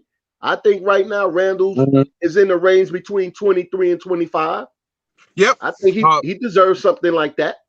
Good afternoon. Good afternoon, Rob. Good afternoon. Hey, what's going on, partner? Yo, Kev, you was holding it down. Actually, I don't know if your voice is kind of soothing, even though I disagree with a lot of things you just said. So shout out to you because you was holding it down for 40 minutes. You also you're a critical thinker. I noticed. A lot of the things that you were coming up with, the Knox conversation, the Randall conversation, and his contract. It's smart to think like a businessman because of the fact that, like you said, the season hasn't ended. Last year, or not even last year, in the beginning of the year, I didn't like Julius Randle. I was asking for a trade-off. So you could say, well, it's too early to be talking about 30 million. But also, can you think about, like, we're talking about 2022, 2023. That's 2 years from now. The type of NBA money that these guys are making, 25 million is the new 18 million. You get what I'm trying to say? No doubt. So That's true. So also have that into acknowledgement that like even though it sounds like egregious, 30 million sounds like LeBron James type of money. But 30 million is 45, 40. You understand? Like, they're already Westbrook, CP3, they're already breaking the 40s. So even though it sounds like a lot, is it worth it? Yeah, because like I said, like you said, they pay Love because it was Cleveland. We have that type of money. We have enough money to pay Julius. Like, well, I agree with what Rob just said.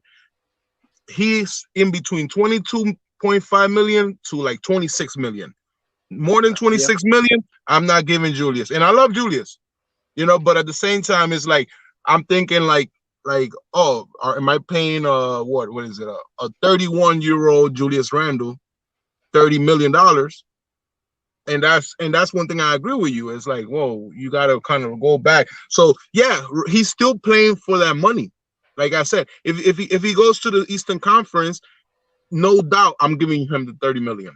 No doubt. What do you think about that, Kev?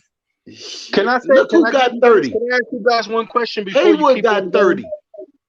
Haywood got 30. Can I ask you guys one question before you keep on with the convo?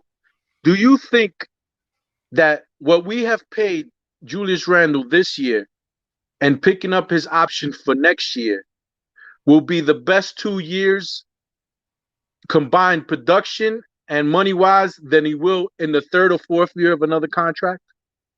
No, You understand because what I'm saying? Julius. Like these 2 Say that years, again. Julius, I didn't or you understand think the he's gonna question. be better, Repeat the question, or you Eddie. think he's Repeat gonna the be question. better? he hasn't played his best ball yet. To me, he asking is Julius. Do you think Julius is going to get better in time, or this the best of Julius that we see right now?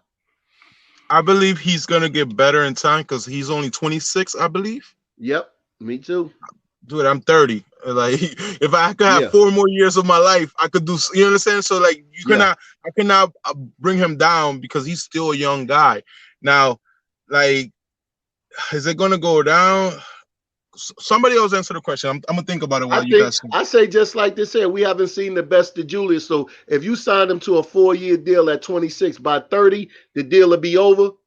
You might have to be looking into the next deal if you're going to see a decline, because on this one, I don't see nothing. He's trending up. He's Yeah, trending no. up. Are you asking me this as like I'm Julius Randle's agent, or are you asking me this if I'm the New York Knicks front office? Well, if Those I'm the are, New York those Knicks are front office, because two different as I'm perspectives. if I'm the New I'm York Knicks front office, As because as a businessman, as if you're Brock Aller, If do I'm you Brock think? Aller, I'm keeping Julius Randle next year for $19 million. And after that, you're pretty much done with him. but No, I'm don't you not think done he with him. deserves? I didn't say But I'm don't done you? with him. But I you said think next year I'm not about to rip up this contract and basically get cheap labor. No, Kev, that's not. I'm with you there. I'm with you there. Kev, But for how about this? best bang for your buck, I guess that's what I'm trying to say. The best bang for your buck this year and next year is going to be the best 2 years, the best bang for your buck. The thing about it is I'm not ripping up this contract. I'm picking up Julius Randle's option. And if he wants to sign an extension after that, fine. But next year, Julius Randle playing for $19 million. Question, That's a Kev. given. Question. That's 100. That's 100. I wouldn't do that. When I wouldn't do that. when a Go ahead. CEO of a company outperforms and the company sells more, doesn't he get a surplus on his contract? Even though let's say he has a contract of $1 million, He get that bonus. yeah, he gets a bonus. So with Julius, the thing is, everybody's getting paid right now because of the success of the current Knicks.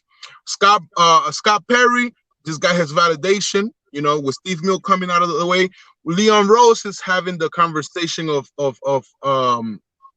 Coach of the Year. Tibbs is, so those are all bonuses that you're giving to the outside of the The court. thing about it is, if this And was you're not going to give the guy in the court the bonuses that he deserved, the guy that actually sweat, the guy that, you could say is the same team from last year. And listen, if this was the NFL, this would be a different conversation. But in the NBA, in the NBA, once you sign that dotted line, it's a wrap. Hey, look, you know what? It's a You wrap. know why I Once would in the give him the NBA, money? once you sign that dotted line, it's a wrap. I don't care if you outperform No, you it. can. Look, You can still play out that contract. Hey, look, I tell you just like this here. I tear up that contract. And this is the reason why. If in 3 years you're going to be doing the new CBA, I want to try to get him before the money goes up so I can have something to go with him at 28 and 29. Yeah, the money's gonna go up regardless. That's a fact, Rob. That's a fact. My thing is, if you wait the year after next, you still be fine. Yeah, but then suppose you have to get super. Now, suppose you got to make a choice when just say, well, okay, for the Knicks is 100% better to suppose get you're gonna have to make a choice. Suppose you're gonna have to make a choice. If you wait sign till him for a next year. 4-year deal, you're only going to pay him for about 23, 24 mil. Now, if he doesn't accept your contract, right? If he becomes an unrestricted free agent after next year, then he can get paid more. And then the Knicks, if we really want him, they will have to pay more because there'll probably be teams on the open market that'll give him more money than the question than is twofold: is do the Knicks, because if you're Julius Randle, you're not going to take if you feel I deserve $35 million, I'm not about to sign for $25 million. No, 35 is because I'm trying to make the team, make y'all feel better. Because at the end of the day, I tell you, we just talk like about this is as fans. That's why all this information that came out today, it sounds so fishy to me because the smart thing to do is to not sign that extension now. No, I don't That's think why so. it's like so crazy. No, No, I think that would be a I go little bit like this here. disrespectful for him. If I'm It would be Julius disrespectful Randle, because he already look, gave up. He already gave up 25. Sorry, I didn't mean to stop you, Rob, but he was supposed to, like, we gave him 19 million. Right now he deserves 25 million. No, he's So playing. No. He's getting 19 million because nobody else is going to give him that. At the time we signed him, nobody else was about to give him that. no, I don't. No, Let's not no. pretend. I don't think Let's so. not I don't pretend think that 2 years that ago. wasn't the problem. This is the That was Julius not the Randle that problem, we Kev. signed, because if that was the case, Kev, he'd be Kev, making that more than was not 19 the million problem. dollars. Kev, that was not the problem. What the problem was this. Hey, let me get this off right quick. What the problem was with this here, he wanted to go somewhere where he think that he knew that he can be the guy. There was other contracts out there for him. They were for like 2 years. They was like 2 years, 24 million. But he wanted to go somewhere where as though he can establish something. Now that he's in New York and his family is in New York and he loved being in New York, now the $2 to $3 million, if that's going to do it now, like say for instance, he get a 90 million 3-year deal, 30 million a year. Julius, and he wanted 35. I think he'll take that. Rob, you're talking like a fan right now. Players do not give up money. Even if he doesn't, look, that's what I will offer him right now. Rob, players do not give up money. I'm talking about as his agent. Now you're talking about as somebody else. You're talking about as the owner. I'm talking about just the like agent or the owner, because you got to do what's best for both sides. Rob, what are you even talking about? Kev, I'm saying, if Julius wants to be in New York, some players just like the ambiance of New York. I don't know if you ever been to New York, Kev, or something like that, but some people love just being in New York. So for that, the nightlife, the hanging out, or whatever it is, the city never sleeps type attitude, you can go back and forth, the hustle and bustle of Broadway, doing things with your family. Some players like that. Now, guess what, Rob? Rob. I can't chill. If my family is comfortable, you always interrupt somebody. No, look, let me just get this off. Go ahead, Rob. Look, if my family is comfortable, and I got kids, and everybody is comfortable, everybody's good. We have we can do this. We got generational money anyway. We can take that, get that on the back end. Family, what you do? And if everybody is in agreement of staying in the family, I can cut off $2-3 million just to stay to something that's growing towards a championship. What the hell, Rob? Yeah, Rob, that don't make no sense. Nah, Kev, because you just don't make no sense. No, Rob, because I'm telling you, Kev. Rob, you just talk. Can I talk? You just talk, Rob? Okay, go ahead. You just say you gonna let me rock? Can I? Go ahead. I ain't never. I'll give you a case in point. Gordon Hayward. You think Charlotte, North Carolina is bustling, or you think $120 million sound nice? Which one do you think it is? He's from Butler, Indiana. Charlotte is better than that. But do you think $120 million played into it? Of course. So let me get this straight. You think, because the New York Knicks offered him like what, $100 million?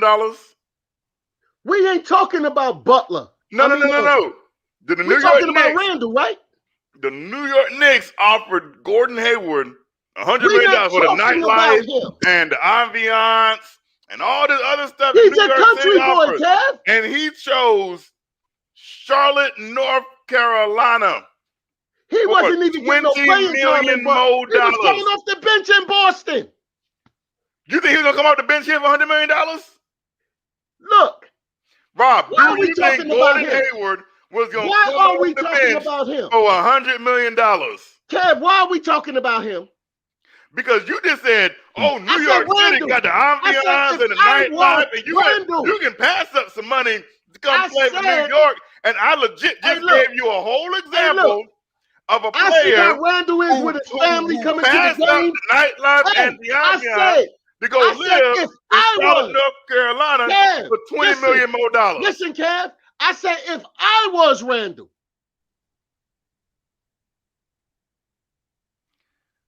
Kev, you're kind of deflecting the question, though. Everybody's comfortable. I can give him a $3 million discount. Rob said, if I'm a player, I said no. I said if I was Randall, and it's the nightlife, I'm gonna choose New York, and I'm gonna No, I give up didn't. a couple I said $1 million. if my family is I happy. gave a legit example Hey, look, nah. of a player.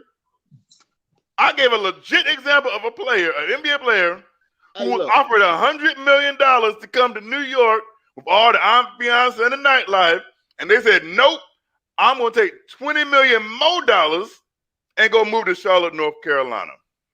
So Kev, you're not gonna sit here and tell me I said 4 at to the 5. end of the day, Kev, I didn't say 20 million. I said $4 to $5 million discount if I want to be here. That's what I said. So if the Knicks offer him $100 million and somebody offer him $120 million, is he gonna stay? Kev, you ain't listening. I'm asking. This is a whole different question. If the New York Knicks offer him $100 million and somebody offer him $120 million, is he gonna stay in New York? No. But that's not what the question was. The question is, if you sign Julius Randle because you want to sign him to a team-friendly deal because he loves New York so much. Hey, Long Island, what did I say? Did I say 4 to 5 million? Why is this man talking about 20 million? Because I said I would give a discount for 4 to 5 million, not 20. If you said discount, but if somebody offered full price, is he gonna take the discount or is he gonna take the full price? No, look, Kev, if I wanted to stay and I think that the New York Knicks was gonna win a championship sooner or later with my presence, I would have took a $4 to $5 million difference. Why you keep on bringing up $20 million? Because you and said players discount. do that all the time. Players do that all the time when they know that they're gonna get other teammates that are gonna help them win and win towards a championship. So if somebody, if Randall, Dwayne Wade did it. If Randall in a couple of years is up for contract and he hears that Zach LaVine is gonna come on, and let's say somebody else, or maybe a Chris Paul is gonna come on, he might take a discount to stay. Maybe not 20 million, but he'll take a discount to stay with New York. And another thing is you might get a discount on 4 million, 5 million, but you also got bringing up 20 million. Kev, you don't listen. You got so many ways to make money in New York with an advertisement, with outside money. So even though you might get just the 28 million, for example, you're still gonna get incentives. Only got a shoe contract because he play in New York. Yeah. Only because he play in New York. That's one thing that we gotta give credit to Kev. I like what Kev was talking about, Obi and him getting a contract. Like, I never thought about that. Like, for him to get a contract already. Only in New York. He can't get that in Charlotte. That's true. Not playing 8 minutes a game and you got a sneaker contract. Only in New York. That's where that $3 to $5 million come back in, Kev. But this is Obi Toppin. This ain't Julius Randle. Julius Randle ain't got to worry about getting a shoe contract. No, my point is, that's why I can take a $3 to $5 million discount, because I can make the money up someplace else. Make the money either way, yeah. If you are a certain type of player, you don't have to worry about it because endorsements gonna come regardless of where you are. Hey, look, you gonna tell me Giannis is fine in Milwaukee, Wisconsin? You think people don't want to endorse Giannis because he is in Milwaukee, Wisconsin? Somebody who play 8 minutes a game? Tell me anybody in the NBA who play 8 minutes a game. Again, if you are a certain player, and I'm putting Julius Randle in this category as a certain player, if you can be anywhere and make money and get endorsements. Name a player in the NBA that plays $8 million that got a sneaker contract. That plays eight minutes a game. Only in New York. Yep.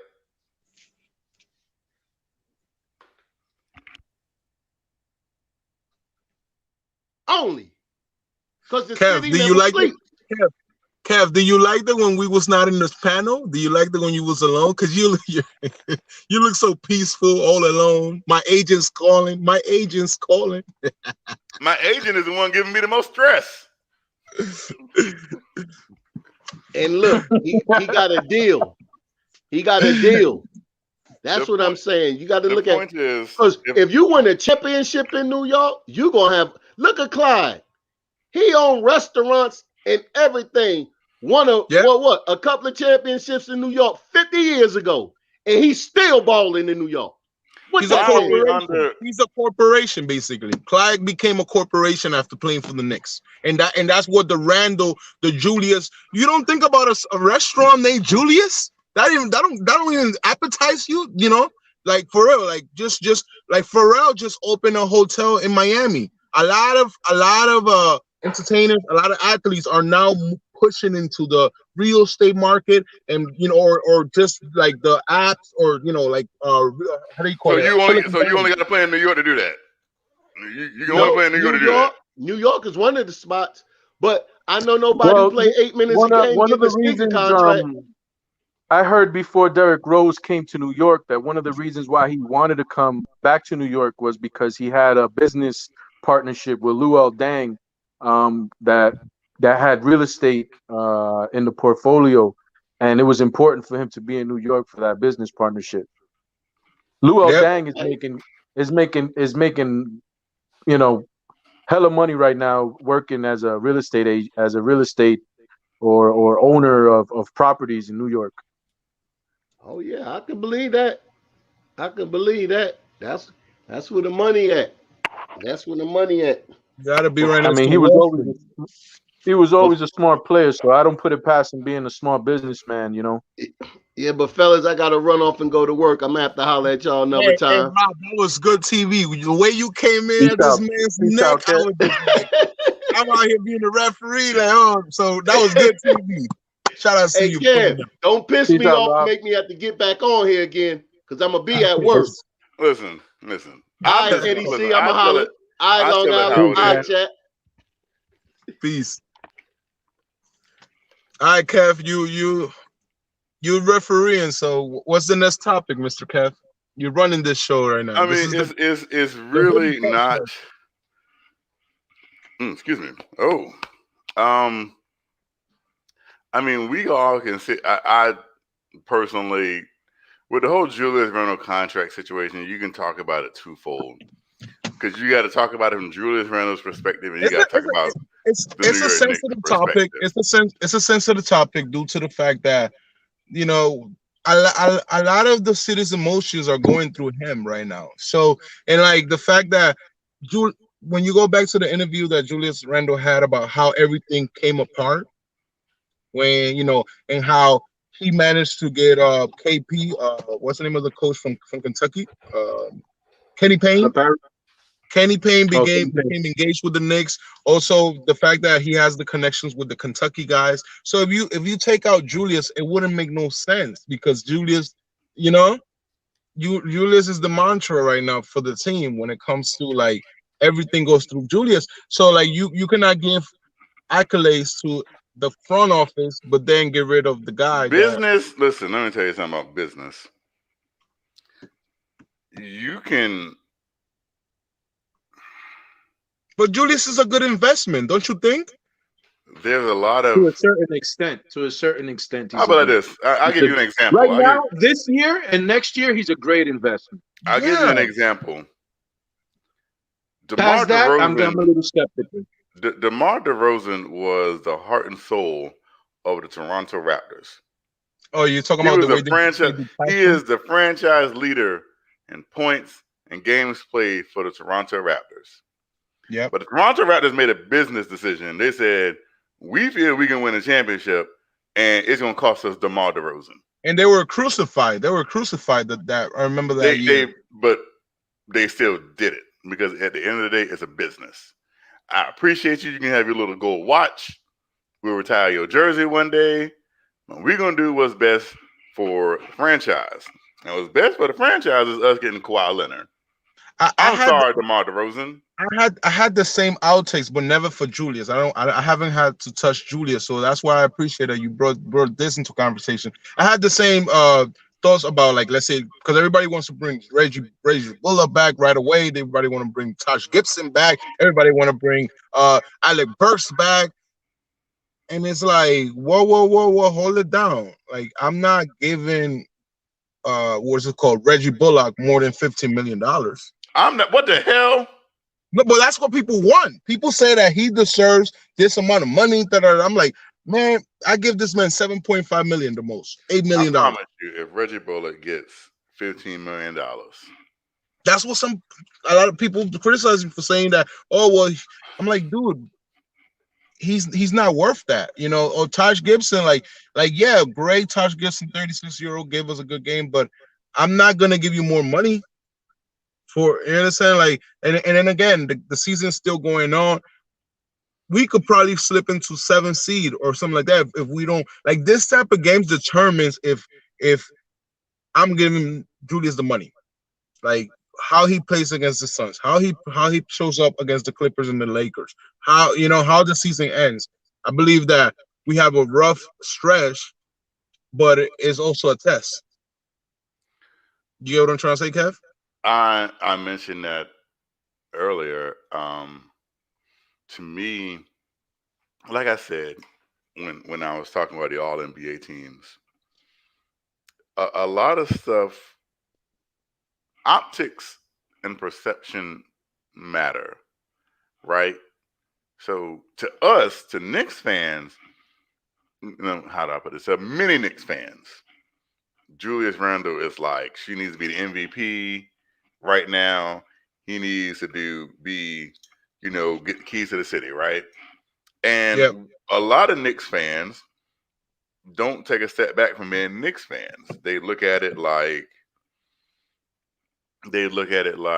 well, I don't care what Jokic is doing, and Jokic comes in and has 24 points in like the first quarter.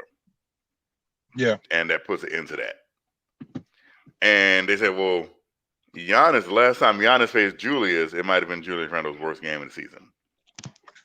And if Julius Randle doesn't lead us to wins over the Suns and the Clippers and the Lakers and the Celtics and the Hornets, all that goodwill is not going to matter, because that's going to be the last. When the voters go to vote for the All-NBA team, that's what they're going to remember, that Julius Randle, when it mattered, and I'm not saying he is. I'm not saying that he is at all. That's what I'm saying. But you're I'm not saying, you're not far away from the truth. That, like, what I'm like, the last game, people love to use Alfred Payton as the black hole of our team. So, you know, Alfred is the garbage can that we just dump everything, and then we don't look at how Julius was lost throughout the whole game. I said, it's like I said, Our we game- have the next 3 games are very, Suns, very critical. Suns, Lakers, and We have the Clippers. Suns, Clippers, and Lakers. The Lakers just lost today, so the Lakers are looking for a W. Well, they lost to the Clippers, so that tells you something right there. And the last time we played the Clippers, when was the last time we played the Clippers? It wasn't good. I remember that. I remember Kawhi killing. No, I already RJ. could see. I already see no matchup. Like, it's like 14. they have a squad. Who is it? Who was the last trade that they had? They got a new big guy, right? They got Rondo, actually. Rondo is in effect. Rondo. But it's going to be really important for Julius to close out these last week or 2 weeks really, really strong, if he's going to, because like I said, the NBA is a popularity contest. It's that old guard, that boys club. Like, you got to be, like, case in point, remember everybody was like, Julius Randle needs to be on the All-Star team and he deserves to be an All-Star. And it's going to be a crazy. He played like crap. It's not even played. He played like 10 minutes in the All-Star game. Like, yeah, you can make you can play with the big boys, but you're not gonna play with the big boys. You can be on the team, but you're gonna be with the mop. You know, that's the kind of thing. Like, yeah, Julius Randle, that's great. You made the All-Star team. You can sit over here and watch the big boys play. Why do you think it's that? Because Julius Randle isn't established.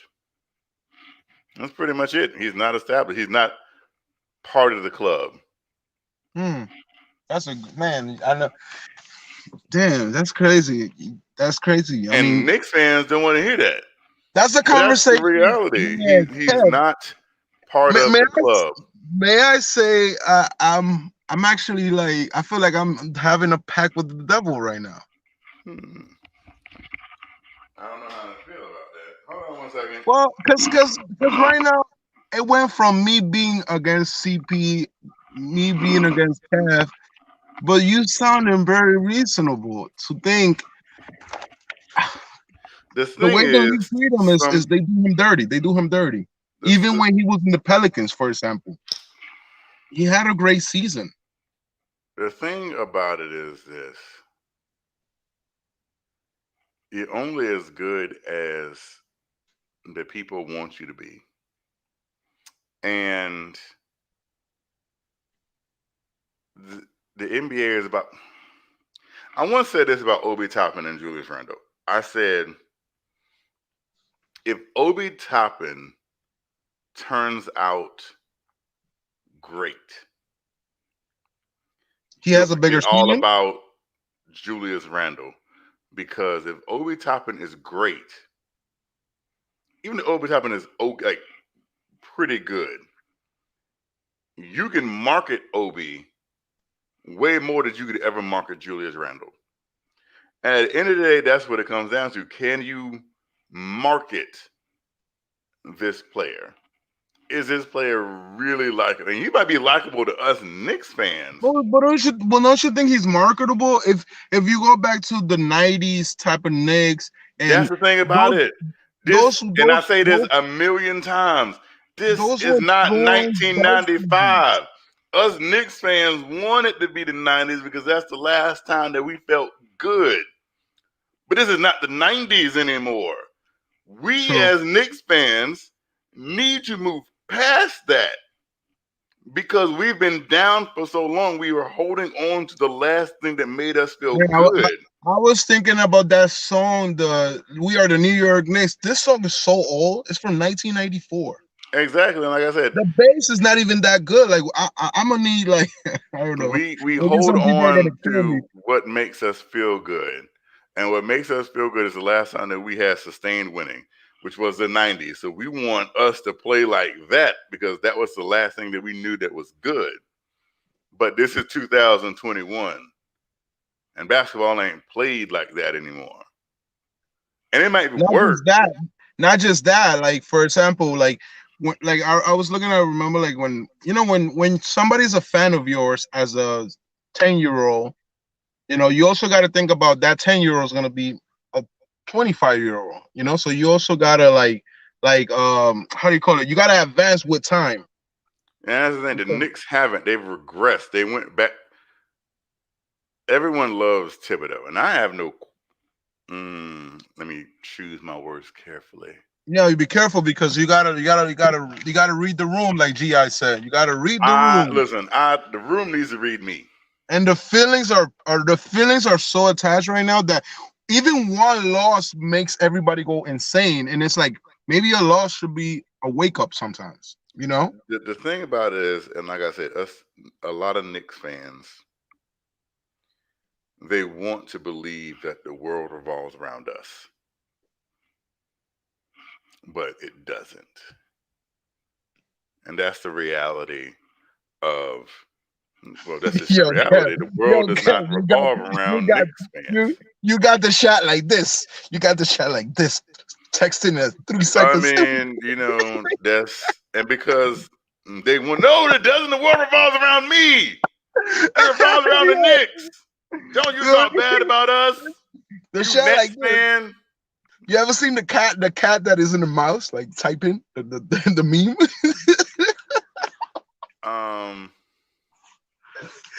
The shot is on you right now. I want no parts of that. I mean, it is what it is.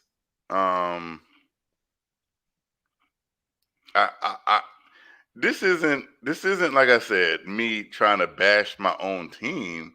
This is me wanting Knicks fans to have perspective and realizing that the sun does not revolve around the New York Knicks, right? So if Julius Randle doesn't make first team All NBA, I'm not like he got robbed. I'd be like, no, he didn't make it because he wasn't good enough. And then not even that he wasn't good enough. He led the New York Knicks. The bar is very low. The bar is very low. I get it, but Carmelo Anthony was with the Knicks. He led the league in scoring. Carmelo Anthony led the league in scoring and had the New York Knicks second in the Eastern Conference. Carmelo Anthony didn't even make an All-NBA team that year. Let me repeat this again. Carmelo Anthony led the NBA in scoring and had the New York Knicks win 53 games and was second in the Eastern Conference. And he did not make an All-NBA team. And you expect. And Carmelo Anthony is a household name, mind you. No, yeah. I mean, that's Syracuse boy, man. Carmelo Anthony is a household name. Hall of Famer. And he didn't even make an All-NBA team that year. But Knicks fans want to get mad because Julius Randle won't make first team. Kev, Hold on one second. Sorry to say, why does your ringtone sound like a Russian? Sound like Russian music. But man, shout outs to the chat. On the meantime, let me give a shout outs to you guys because you guys are typing like crazy right now. Shout outs to Stove Pet Videos, YouTube Watcher who doesn't like me. William, shout out to you. Chris Shang in the building. Your man, the DSJ, the only DSJ we recognize. Juju 92 in the building. Long Island Sound 1 in the building. City for real in the building. Quiet money in the building. Wilson Dong in the building. Aloha Gibbs. Are you related to Freddie Gibbs? Hey, shout outs to Alfredo, one of the best albums in the last 5 years. Can you change your name so I can stop saying stupid? Long Island Sound 1. He's selling sleep to a tired person. That boy good. You got some old uncle jokes out here, bro. Latrell Sparrow. Hey, Uncle Freeze. Latrell wants the link. And Sam 40 in the building. Manshaw in the building. William again. Ivy 280 in the building. Boy Tree in the building. Shine. So what was I saying? I'm sorry. What's happening? We were talking about well, let's just switch topic. We were talking about the Randall stuff, but and about how Knicks fans sometimes we could be very too attached to the team and feel like everything revolves around us. That's what you were saying before you got. Yeah, and like I said, that's the reality of it. And like I said,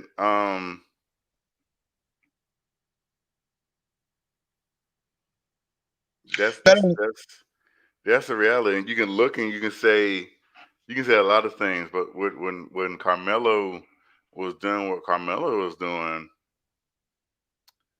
at the end of the day, you have to sit and you have to evaluate what's going on. I think one thing I agree with what you said. I agree with what you said when you said Julius Randle's not part of the club. But I think it's bigger than Julius Randle. I think we are not part of the club. I think the Knicks are not part of the club as of like the other 29 or 30 NBA teams. You know, the league does its best to push them because they all have TV deals with themselves. You know, they all have TV deals with NBC and ABC. City for real in the building. What it do? If Dar City off, or nah, that's City for real. What's going on? Well, the thing, but the Knicks fans. Can you say hi to City for real? The man just came in. I literally have spoken to City for real all day today. All right, bet. Oh, we got a whole panel coming in. All right, hold it down. City for real, take the floor. Take the floor. Let's hold on. Timeout. I'm calling a timeout. Yeah, y'all didn't even do the roll call right. Stop playing with me, man. Y'all know how we do the roll call. Why y'all playing games, man? Let's go. Y'all know what I like to see. Throw those orange and blues in the chat. Put that down there. If y'all want to hear your name, shout it out. City is here. Your boy, listen, hold You really had to work on your timing Yo, because you be your coming boy in is here. right when Kev, somebody be getting in their bag, and then you just Kev, want to stop them from getting in their bag and do Kev. the roll call. It And I'm doesn't matter. literally going in. It doesn't matter. You I know think why? it does Because I'm matter. getting it. I am Roll getting in call, my roll bag call, right now. roll call, You know what I'm roll saying? call, And that's roll why I'm call. here. So I'm you here to do get the in roll my call. bag. I'm going to go do some work. You Let's go. do the roll call. Put that thing up. Y'all show that energy. Y'all put that thing up in the chat right now. Let me see those thumbs up. Let me see that orange and blue for the squad, yo, for your boys. That's what I'm talking about. You see what I'm saying? That's what I'm talking about. Ask and you shall receive. I am here now, my people. Let's go. Let's go. I am here now. Let's go. That's what I'm talking about. See what I'm saying? See what I'm saying? Y'all want to hear the roll call right? Do y'all want to hear it the right way? Yes. Is that what y'all want? Let me know. Do y'all want the roll call from City? Y'all Hey, want that's all you. y'all That's want it? all you, sir. Let it be known. Y'all want it? Huh? Yes. Do y'all This want thing it? hasn't started yet. Do y'all want it? Good Let's God, what go. am I That's doing? what I'm This is the talking about. longest intro to something I've ever heard. I see it. I see it. Yo, Elvis, I see you. My man with the thumbs up. He's got it going. Michelle Cole got the orange and blues when I asked for it. Y'all know what to do, man. What's up, Michelle? 33 Savage is here. Quiet Money with the roll call. He is here in the building. Let's go. Juju 92 is here with the Juju for your Juju if you have that. You know what I'm saying? Chris Chang is here. Long Island Sign One is here from In the Strong building. Island. You know what I'm saying? From Strong Island. And Sound 40 is going In the down. It's building. going down. Donald Cannon got those orange and blues in there. I see you, bro. I see you, bro. Wilson Dang. Let's go, man. We here. Oh, full trade. I see you, bro. Let's go, man. We here. Alora Gibbs got the orange and blue, rocking it out. You know what I'm saying? That's how we do it. We rock it out. Let's go. Let's go. Look at that. Look at the love, man. Look at the love that we do when we get this thing rocking, man. How are you guys feeling? Spree, shout out to you, man. What's good, man? What Hey, man. what what is good, man? Like, So- yo, listen, man. The City. real DSJ is still here too. Come on. Say, Spree, get him. I woke YouTube up. watcher. Spree. Get YouTube him, up. is Spree. here. I Come woke on. up. I woke up. I was having my midnight snack.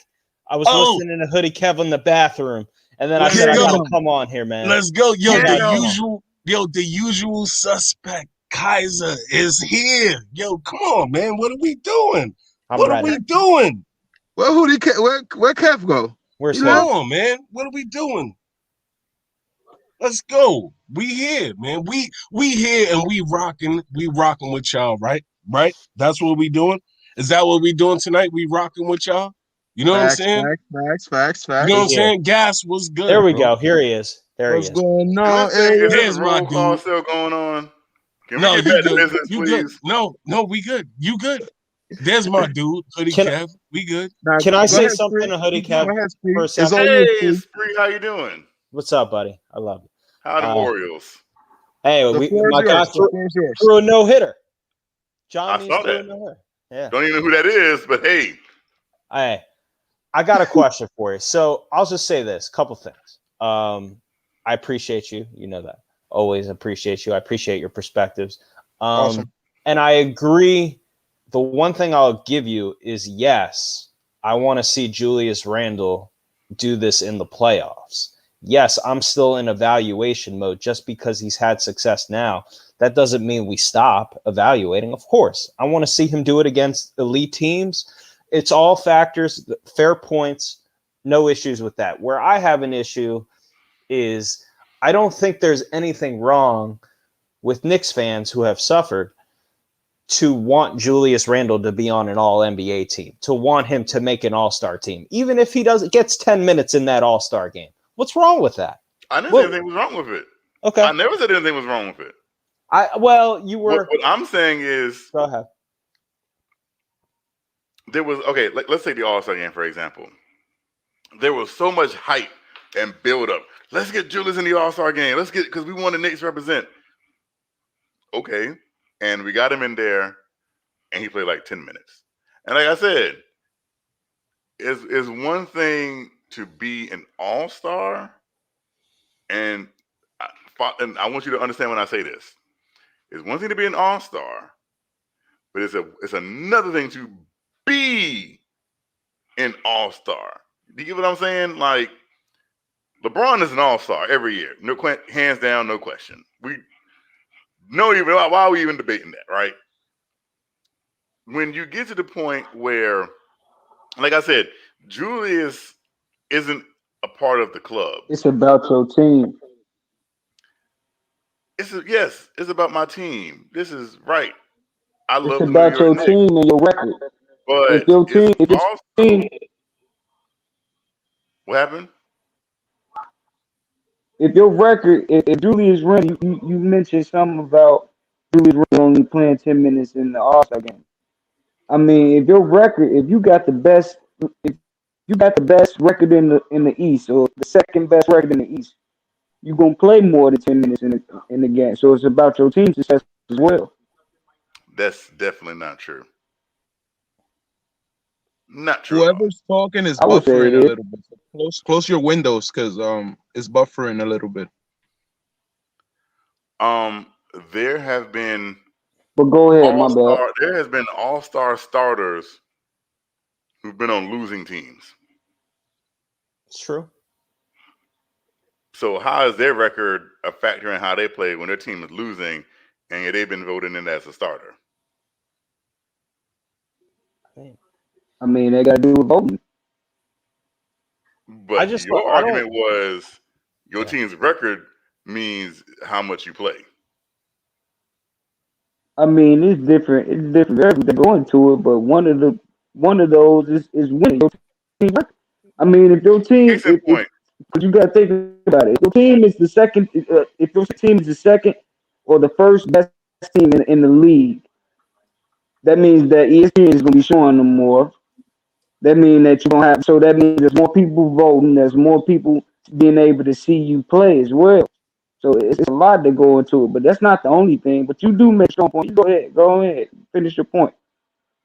So I'll give you an example. Remember the year that the Detroit Pistons won 60 games, and they had Ben Wallace and all them, and they had 4 players in the All-Star team. Yep. You think anybody showed up to watch Ben Wallace play, or you think they wanted to see Shaq play? I mean, I like Ben Wallace a lot. I respected him. It's nice to like it, but did you watch the game, the All-Star game? Do you want to see Ben Wallace play, or did you want to see Shaq play? You probably wanted to see Shaq play. I mean, I'll give you that. But Ben Wallace is on the Eastern Conference leading team. His team was head and shoulders better than everybody else.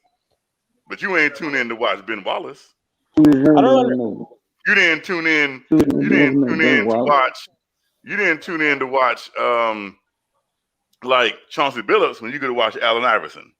So what you're trying to say is that the NBA is no different than WWE. At the end of the day, it's entertainment in a sense, right? It is. It's entertainment. It's a popularity contest. But what does that have to do with Julius Randle? Kobe Bryant played 0 games and was voted an NBA All-Star starter.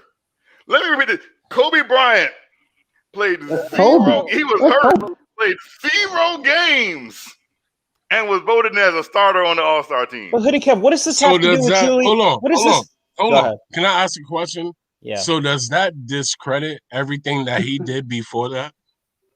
Who? Kobe Bryant? Yeah. Exactly. Because you just said, why are we voting for Kobe Bryant? He ain't played. Well, that's what I'm saying. Does that discredit everything that he's done before that? I mean, last time I checked, most of these Why are NBA we voting for a player who did not play? Because because the last Because time of I what he checked, did 5, last time I 6, checked, 7 years ago. Kev, last Kev, time I checked, Kev, most of if these you're thinking like players, a that's business what Be they live real, person, on. you making a losing argument right now. Don't How? no, sit Kev, here. Kev, You Kev, one Really? voted for argument. a player Really? in Wait, a hold on, Kev. season Hold Now on, that let Kev. him did talk. Let him not talk. Let him Kev, talk. Let him play. talk. Go ahead, City. are you not legit the guy that just sat here the other day and said everybody likes this guy because of Reggie Bullock, because of his defense of what he did, a couple of years ago, and he's living off of the defense of his name.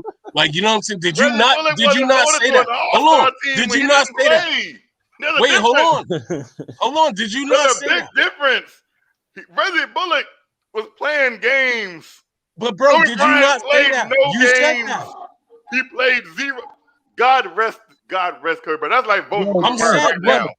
The man bro, dead Kev, and what gone, but I'm gonna vote in Kobe Bryant on the All-Star Kev, team. what I'm Kev, saying but is Kobe's not a great example. Come on now. Let's be real. hold on. What I'm saying is you just legit sat there, right, and said that we playing a guy that's living off of his defensive name from a couple of years ago, right? Did you? Is Reggie Bullock playing though? What do you mean? He's starting? What do you mean is he playing? The key word is he's starting. So this season, Kobe Bryant played no games. It doesn't matter, but we talking about the name, what you was talking about when you said of what they There living has off to of. be And City, can I just say, like limits. Like it's different than you live off reputation and you playing and you're not the same player that you used to be, compared to when I'm not playing at all and I'm still getting votes. There's a big difference in that, City. but That's the way it Kobe's not a good goes. example. Kev, I'm Kobe the one saying that Kobe's not a good. What City is is this? trying to argue for this. What does this have I'm to do with saying this is Julius a Randle? horrible example. What does this have to do with Julius Randle? Please explain that to me. What are we talking about here? We're upset that Julius Randle only got 10 minutes, so we're I trying think to dog he's him? going, but he said No, something don't that leave. didn't make any sense. Kev, don't get emotional. Don't leave.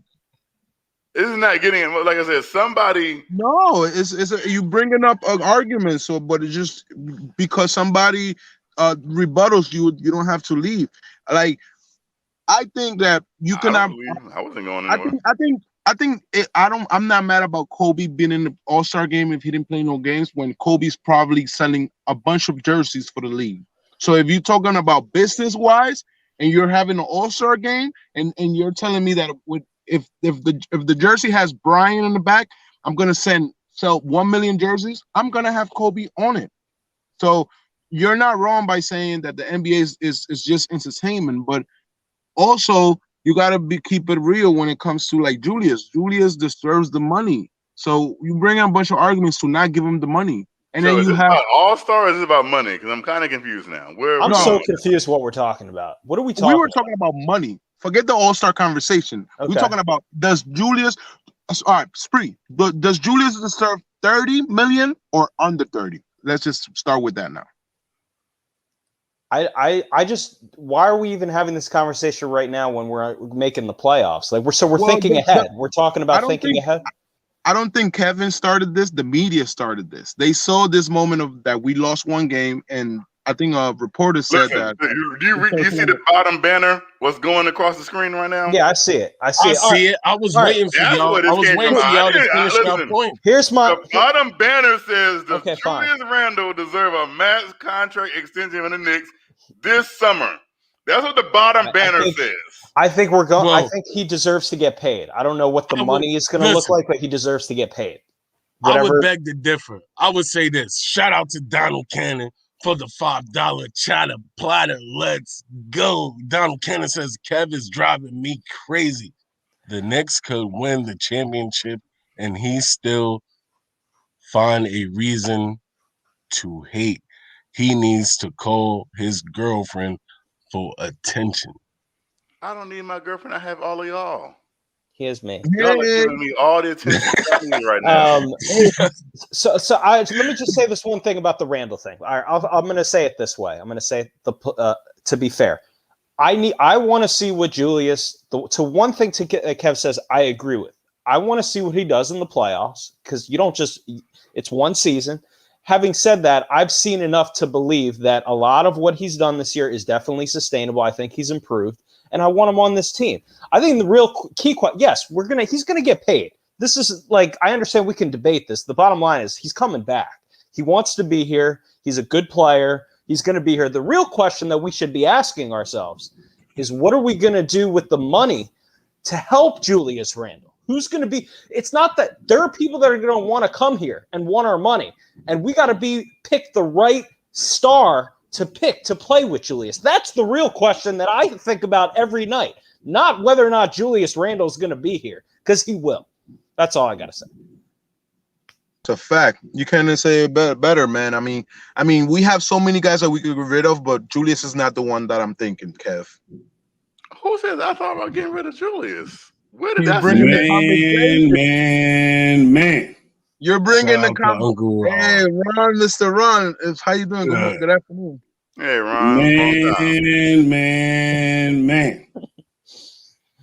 Ron at 11 p.m. Well, actually, it's 2 a.m. for you guys. I know, Ron. What are you doing up? What's going on? What's going on, man? Hey, been some rough time for me the past few days. Lost a close loved one. You know what I mean? No sleep, really. Trying to sleep, can't sleep. Got up. I've been listening to the show. I've been listening to the show at night. You know what I mean? But y'all really made me get up and get in gear. Me too. Y'all really made me get up and get in gear. Abuelo. Get that super chat off that screen. Y'all made me get in gear. Y'all done read that $5 super chat. I know y'all done read that. You don't have no control of that. Well, you got to talk to the producer. Kev, I came in here specifically for you. Oh. So did I. I'm gonna get on you right now. I'm gonna get on you right now. People tend to do that. I'm gonna get on you right now. I'm listening to you compare what Julius Randle is doing with this team this year to what Carmelo done, and I'm gonna lay out the facts. Okay. Facts. Julius Randle is leading this team, and I put this in the chat, but ain't nobody read it. I'm listen. That is I want Derek Fisher you, over there. I want you to right hear there. this. That's Derek Fisher. I want you to hear this. Julius Otherwise, Randle leads the team in points, rebounds, assists, and minutes. Carmelo never did that with us. And not to mention the defense Julius plays is way better than Carmelo ever played. So when you made that comment that you made about Carmelo being a second seed, I hear you saying that, but the second seed. Julius ain't got to the second seed. But guess what Julius Randle did this year? We got to the fourth seed when nobody expected this team to be where they're at right now. Not even the coach. The coach even told you that. Not even the league. So much so, you know why they're putting us on TV? It's because of what Julius is doing. Yep. So, Rod, is what Julius doing. Let me ask you this question. If Carmelo Anthony and I got one more thing before I let you go. Knicks, I got one more thing I wanted to talk about before I let you go because I don't want to forget it. I don't want you made another comment about contracts. Do you know how foolish and stupid the Knicks would be not to sit down to the table with Julius this summer and talk about a contract extension this summer, but yet you're gonna have excess of $60 million to bring in 2 max free agents in the end of this season? And you mean to tell me you're gonna pay guys that ain't done nothing for your team, but you're gonna forget the guy that brought you up out of the dumps? Facts. Come on, man. You know what that would say to the league? You know what that would say to a player? Don't go to the Knicks. Period. Nobody would come in if the Knicks did something stupid like that. I can't believe y'all even entertaining that kind of conversation.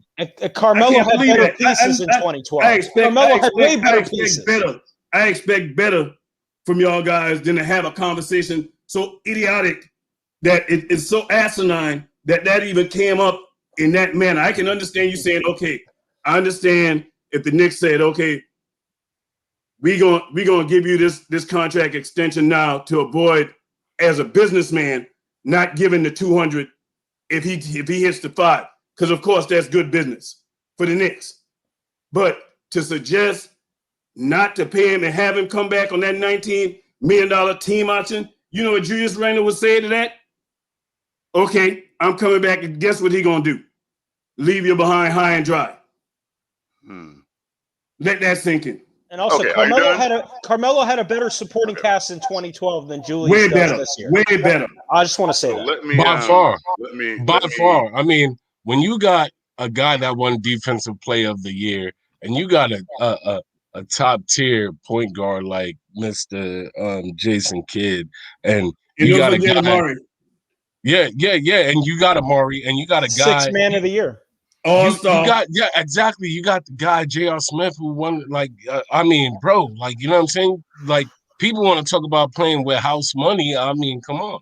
Okay. Melo played what was it? 3 or 4 All-Stars on that team? So how my Jason man? Kidd, So how my man gonna Amari, get? Melo, Hey, hold on. and Chandler. Breezy 4 talking. All-Stars on that team.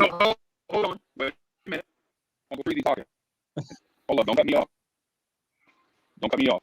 Right? Go So how ahead. we gonna have my man gotta come in and save the show from another show from one of the dumbest takes we heard in about 15 years? You gonna let a dude come here and be an all-star, all NBA, right? And you gonna strong arm him into taking a whack contract, and you ain't nobody, right? You ain't nobody. You won 17 games, you won 21 games, and then you gonna look at all NBA player, MVP candidate, all NBA, and then be like, nah, man, you need to prove it to us. That's the dumbest thing I've ever heard in my life. That's the dumbest thing I ever heard in my life. That's second that Your Freezy. team, I agree. right? Your team best player used to be Michael Beasley, and now you got an All NBA player, MVP candidate, All Star, and you like, nah, you need to prove it to me. What are we talking about? What are we even talking about? Ron, I'm glad you jumped in ridiculous, because Freezy. this is crazy. It's Cam, you getting jumped ridiculous. right now. He made me come on the show tonight, man. It's you know, blasphemy. I don't come here no 2 o'clock in the morning. I normally come on the morning drive. It's You know blasphemy. what I mean? I can't do keep this that time, away you from know the what I mean? people, guys. But I'm gonna end this after I say this, and I'm gonna try to get me some rest. You got to really start evaluating your mindset, man, because you talking about Julius having to do this and what Julius ain't and what Carmelo is. You compare Carmelo and Julius, but then you want to hold on to Kevin Knox. Come on, man. You knocking these other guys down. I've been listening to you the whole He said Obi season. Toppin is the Talking about future. Kevin Knox, talking he about said, Kevin Knox, trying to shove that down people's throat, man. That's the book said, that needs to be finished. Send him down to Hudson. Fly him on the first thing. You're wrong. Out of here, man. You're wrong. So this is Wrong. what I You don't know like, what? right? Hold on. Hold on, City. Bring it, because you can see This is what I'm not. Nah, man. Come on, bring it. This is what's I'm sitting gonna there. happen. Nah, I'm man. waiting. My man have been talking. My man have been talking all night long. You've been talking all night long, bro. You've been talking. So I all can't. night. So regardless whether I've been talking something all night long, somebody come in here, and then because I was on by myself, ain't nobody on. I can't talk now because people come at me. Okay, so I see what's going on. The host of the show can't talk anymore. Let that sink in. No. The host of a show can't talk anymore. Let him go. I want to You're hear wrong. you. No. The I host want to of hear a you show. defend Kevin Knox. The host of a show who was on the show for 40 minutes by himself was talking too much. So y'all go ahead. But you got your co-host. Yeah, so you're wrong. What I'm The only saying thing is I we wanted gotta to say. pass this mic, bro. And The only thing I wanted to he's say. mad too. He's The only thing I hold wanted on, to say. City. Oh. Hold on. My man is mad spicy right now about this take. I don't know if he's gonna dip or not, but he better not. Right? But the thing is though, you can't disrespect people like that. You can't. We're not in this environment where we can pick and choose the stars that we want to come or whatever. We don't have a long line of success where we can point back to and say, this is how we successfully did it 5 years ago or 10 years ago or 15 years ago, right? We Exactly. are in a joint where we trying to get back to respectability, right? And you can't disrespect people by saying, no, you need to prove it to us another year after you done did it 2 years in a row. I mean, come on, bro. And Hoodie Cav, And then come on, gonna pay other people Come on, to come Hoodie here Cav. before you pay the man that built your bricks, that went out and did all the heavy lifting. The rest of the league would laugh at us. Say that again. Say that again. They'd laugh at us. And you know what'll happen? Right. They'll say, them same old Knicks. Front office malpractice. LOL, Nick. Exactly. Yeah, but they can't do that now. It's So LOL. Thank goodness we don't have people in the front office that think like some fans. Thank goodness. I just noticed that. I'm just being serious, man, because I'm gonna tell you, I was not gonna come on this thing. I was resigned to the fact I'm gonna just listen. But I was like, you know what? I gotta say something about it because there's no way you're gonna disrespect Julius Randle and what Julius Randle is doing, but yet you constantly trying to shove a guy down I thought that can't crack a G League roster. Are y'all gonna let the host talk, or did I talk too much? I'm gonna say one thing because y'all know I'm not gonna hold back. There's a couple of things that's so disrespectful, and I'm gonna say this to Uncle Freezy, and I'm gonna say this to Ron Cleveland, and I'm man enough to say this, right? I'm not gonna go on Ron Cleveland's show. On Ron Cleveland, when it says man on the title, I'm not gonna go on Ron Cleveland's show and blatantly disrespect Ron because I got too much respect for Ron to do that. So I'm never gonna do that. I got too much respect for Ron as a man to go on his show and blatantly disrespect him. Now, to Uncle Freezy, if I am the host, and my name is on the banner, Hoodie Cat, if I am the host of the Knicks at Night podcast, if I'm the host, if people come to see Hoodie Kev at night, Kev, the host is on top of you. Hold on. The host is on top of you. Believe I have the leeway to speak my mind on what's quote unquote my show.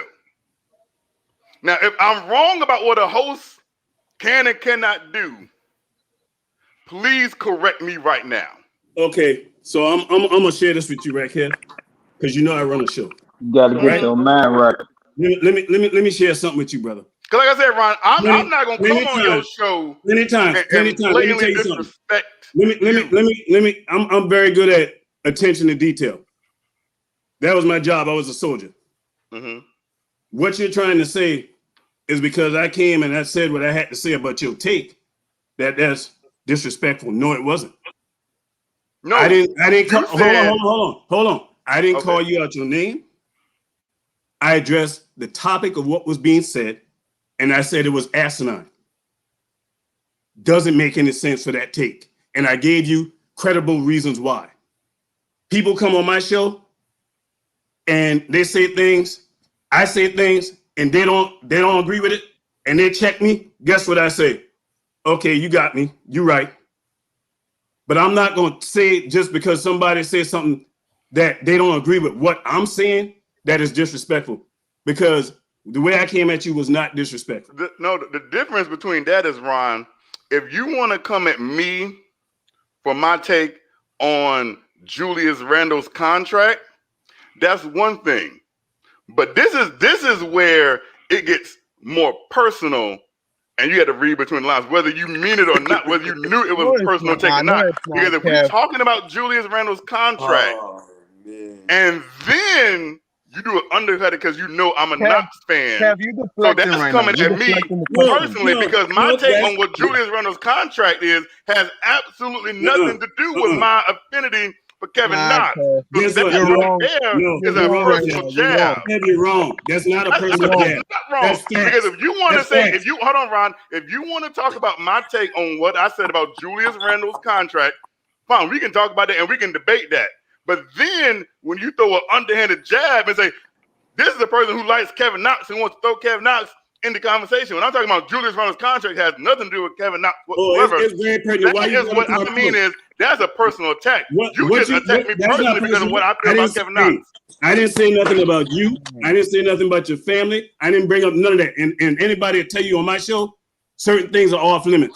I said That's we not can talk wrong. about That's players. not wrong. I said we can talk about players, but you will never, ever hear Ron Cleveland bring up any players' family, girlfriend, any of that. But we talking about players, partner. We talking about players. Your biggest problem, because see, what I've does listened me to have to do? I'm telling you. I'm trying to tell you. Listen, partner. This is what I'm talking about. When you have fans that get attached to players, when you get attached to players, it doesn't allow you to be fully objective. You've been killing Reggie Bullock all season. You've been killing Alex Burks, and both of those guys is in front of the guy you love so much that you don't even recognize when them guys playing good. When them guys playing good, you still try to find something to say, oh, they ain't doing right. That ain't cool, man. Yep. If we Knicks fan, we call it Ron, if you wanted to talk about this during the conversation that I was talking about Alec Burks and Reggie Bullock, that would have been perfectly fine. But we talking about Julius Randle's contract, and that ain't got nothing on earth to do with Kevin Knox. Why is it personal? Is Kevin Knox your family member? Yo, can I say something? You said something to attack me and my credibility because I'm a Kevin Knox fan. So because you're saying I like Kevin Knox, that undermines my entire opinion on really everything else. Man. You right? a piece of work. I'm talking about your take. I'm talking about your take. I didn't say nothing about you. Because I'm a Kevin Knox fan, that undermines my entire opinion about everything else. How you being unreasonable, man? How am I being unreasonable? You said because my favorite player is Kevin Knox, that undermines my entire opinion on everything else. Yo, I didn't say everything else. I said that you defend Kevin Knox, a man that can't get on the floor. In what context did that have to do? It does. It does. Talking about Julius Randle's contract. Man, come on, Kev, man. Hey, you more sensitive than Can I don't know what. I ain't know you been that sensitive. What does me have to do with liking Kevin Knox? You being petty. What does me have to do? Okay, there's too many people talking. You being petty, man. Kev, you being petty. He's mourning right now. What does me having to like Kevin Knox? I tell you what, me and you can't talk sports no more because you are too sensitive. I'm sorry, I can't talk to sensitive fans. You are too sensitive for me. I love you. You're a Knicks fan. I got love for all Knicks fans. But me and you can't talk no more on this level, man. Real quick. Because it's about being objective, and some people ain't objective. Again. And you it is what it is. Hey, because Kevin Knox is my favorite player, then I have no objectivity on Julius Randle's contract. I'm going to tell you like this, man. My integrity means everything to me. And I treat everybody the same that come through that man door. Even people channels, other channels that don't even come on my channels, I big them up and tell people to go subscribe to them. You know what I mean? I don't take shots at people. I don't do that. But I talk about your take. That's what we talking about. If I'm wrong, I'm wrong. And I can admit that. Some people can't do that. But I'm telling you, we sitting there talking about the players and the takes that you have. And that's what I'm talking about. And you got a problem. No. It's a rap. And me, you can't talk sports. All I said, Ron, that's was all, this. man. Hey, I appreciate you, though, partner. Again. Hey, I'm out, man. I'm out. Okay, that's fine. Much love, Ron. Much love, Ron. Yo, Kev, that was very petty, man. It wasn't petty because he still yet to answer my question. The man what is does me having to do? Is mourning right now. No, so you no. What does me having to like Kevin Knox have to do with me talking about Julius Randle's contract? Can someone please answer that question for me, and then we can move on? Can I answer it? Can I answer it? Please, somebody. I've been waiting to speak for mad long. Can I please? All right.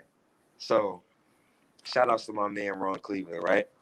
And shout outs to you, Kat. I appreciate both of y'all. What Ron did, he was kind of in the wrong, but he's kind of right. And what I mean by that is, it's like with me, right? When I'm on Twitter and I give a take to one of the guys in my thread, they always bring up, and mind you, Knox and Frank don't even have to be about the topic that we talking about, but they always find a way to bring those two up because I root for those two, and obviously both of them don't play right now. So anytime when I have a take, they always connect my take towards those two. And that's all. And State, that's what Yeah. I'm saying. Because if we're talking about Julius Randle's contract and my take on Julius Randle's contract, Kevin Knox should have never came up. That's true. Kevin Knox That's should have true. never But what I'm came saying up. to you If you wanted to come on here, Kev, because can I I had a reason with take you? about Julius Kev, can I Randle's reason with contract you? and what the Can I New reason York with you, Knicks brother? should do with Julius Randle, Kevin Knox should have never Kev, came can I up. reason with Yeah, you, but brother? Kevin Knox should not bring you into like that. Like right now, you're very exuberant. Nah, but Tone I it, can tone it down. understand. Ron But I is can people. If understand It's why I'm people family. have it. Why wrong, Ron is people feel the family. but need to here's do the thing: that. I can regardless of how I understand. reacted, am I wrong about that take? Am I wrong? Wrong because the only No, no, star no, of no, this no. show. Not You're how I wrong. Let me just reacted. speak. Let me Was speak. I The only wrong in star. the point that I Yes, you are made? wrong because you started with, "Oh, I'm the host. I'm this."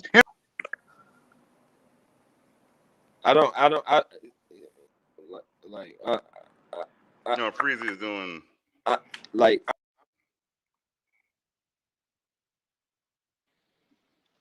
Hey, Kev, can you hear me? Yes. Hey, you know you my guy, right? Yeah. You know you my guy. You know I love you, right? You know that, Yes.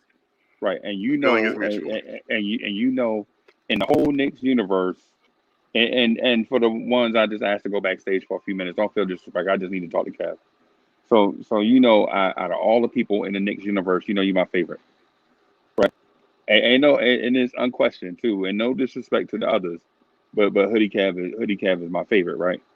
No lie. I mean, either Kev W or Hoodie Kev, whichever one he be going by at the time, right? The reason why I jumped in, bro, is this. Man, the thing about Julius Randle to me just had me mad crusty, right? And the reason why it had me crusty is because there was a time where our best player was a dude named Marcus Morris or Michael Beasley or Enos Cantor or Emmanuel Mudiay, right? And all these dudes, they came and they went. They ain't did nothing for our team in the grand scheme of things, right?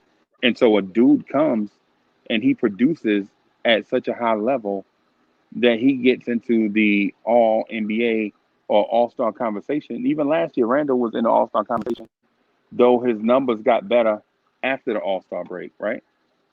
Here's the thing, though.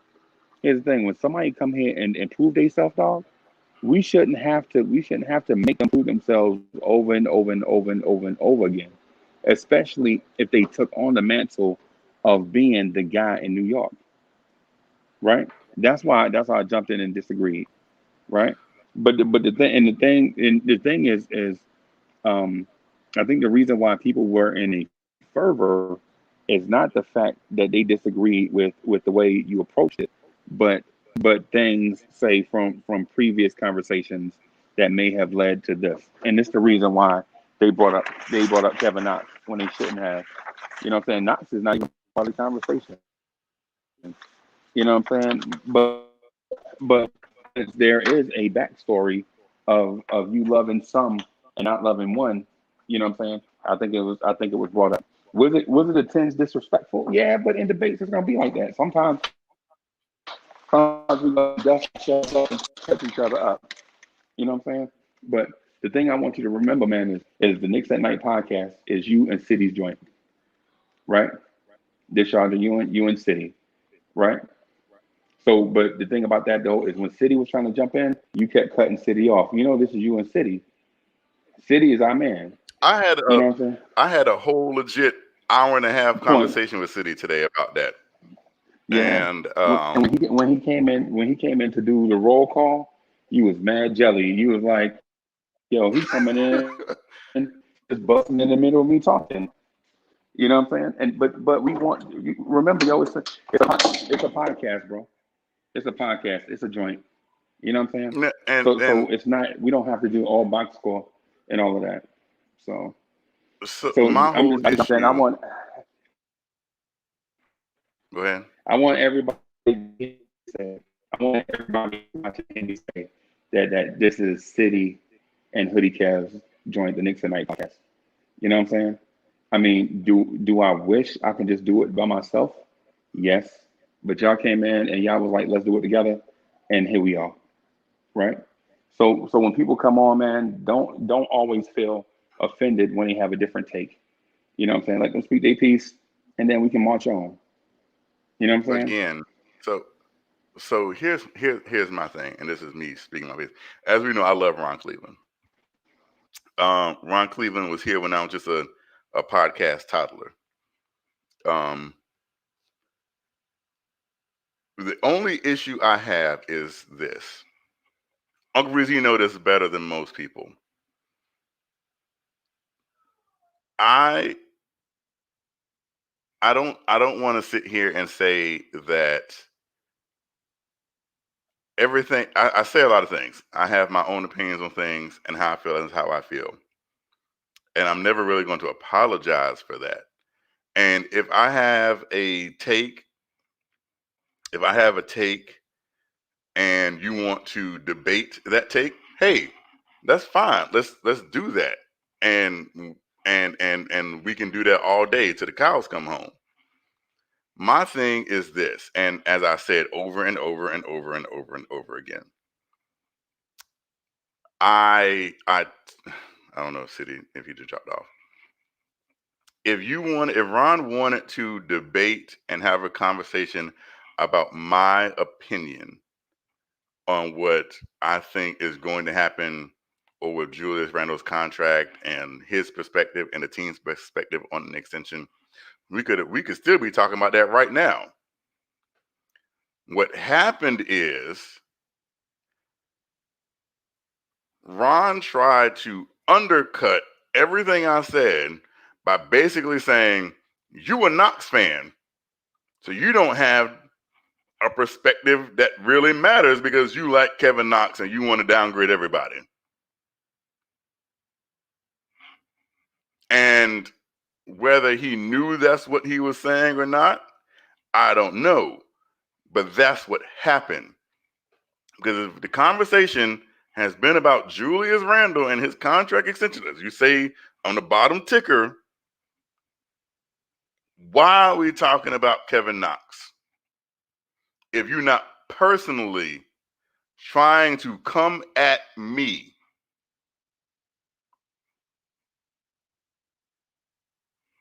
and that's all I'm saying.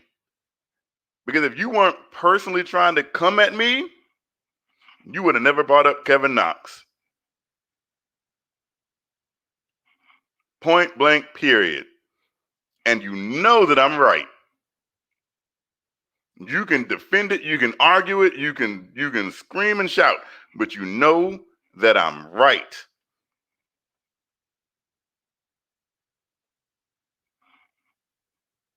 And that's really all it is to it. And yeah, I called Ron out on it. If you want to sit here and you want to debate and have a conversation about what I said about Julius Randle's contract, okay, we can do that. And we can respectfully have a conversation, because I'm going to talk to Ron respectfully. I'm going to talk to Ron respectfully. But Ron came on this show tonight. Whether it was intentional or not, Ron came on this show tonight and said, your opinions don't matter because you like Kevin Knox. That's what it was. And we can move on.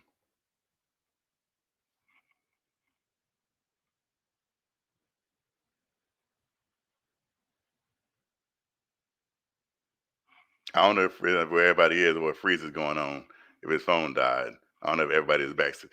Y'all can hit me up. Y'all are backstage still. I don't know what happened. Okay, so it looks like everybody's still backstage. So I guess Freezy kind of got kicked out or what's going on. So I'm assuming he'll be right back. Y'all just stay put. Here's the thing, chat. I never ever I'm not right about anything. I'm all I do is I give my personal opinions on stuff. That doesn't mean that my opinion is better or worse than anyone else's. That's just how I feel. That's how I look at it. That's my perspective.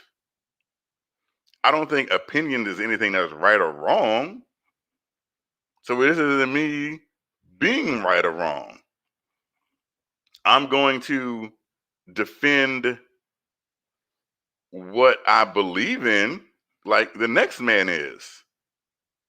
If you believe something, defend it. And that's all that I do. Again, that doesn't make it right or wrong. But what I won't do, what I won't allow is for someone to discredit my opinion about something because of something else. You're just trying to discredit my opinion about something because of my opinion about something else.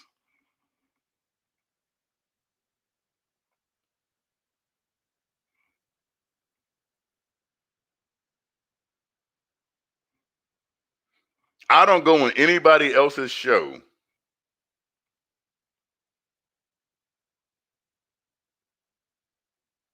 to give my opinions.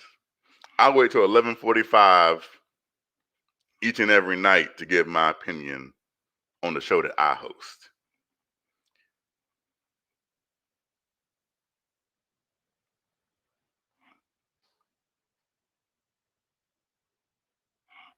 I'm a very passionate, as you all know, I'm a very passionate person. I love the Knicks. And I'm passionate about my beliefs. So you can take that how it is. Yes, there are certain people who I do not like. Not all for personal reasons, because I just don't feel like they bring anything to the table. The thing about Knicks tonight is we lay everything out. Like Uncle Freezy and I can have a conversation and put it on air that's personal. That's how we do it next night. This is a legit family, and I love everybody who participates in this. City for Real is my brother. City for Real and I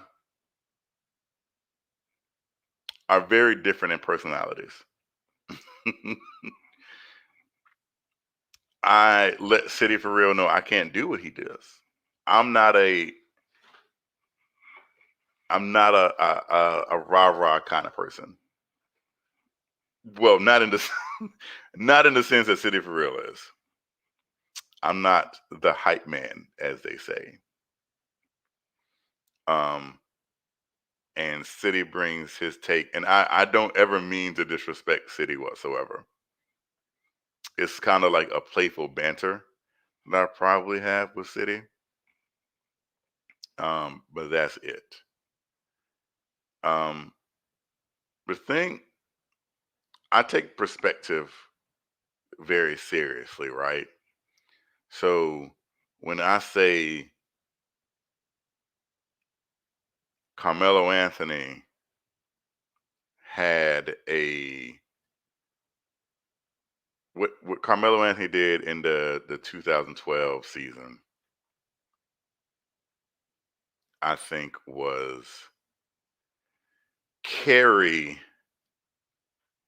the New York Knicks to heights higher than what Julius Randle is carrying this current team. This isn't, you can say that in two ways, because you can say that as, if you say that, you're disrespecting Julius, or if you say Julius is being better, then you're disrespecting what Carmelo Anthony did. Because you don't have perspective, right? You say, the Knicks had Jason Kidd, who was 40 years old.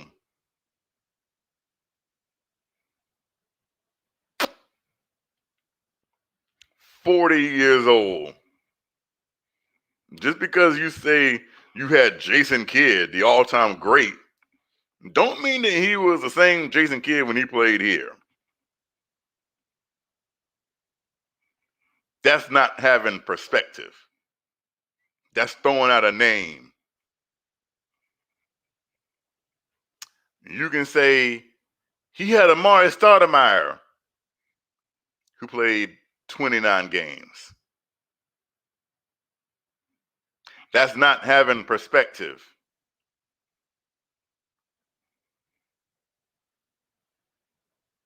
Tyson Chandler won Defensive Player of the Year. Yes, he did. He had a great year that season. J.R. Smith won Sixth Man of the Year. But you can say that Derrick Rose is having the same type of impact off the bench that J.R. Smith is having or had then. You know, he had, an aging Kenyon Martin, an aging Rasheed Wallace, and excuse me, an aging Marcus Camby. He had Steve Novak, who only shot threes.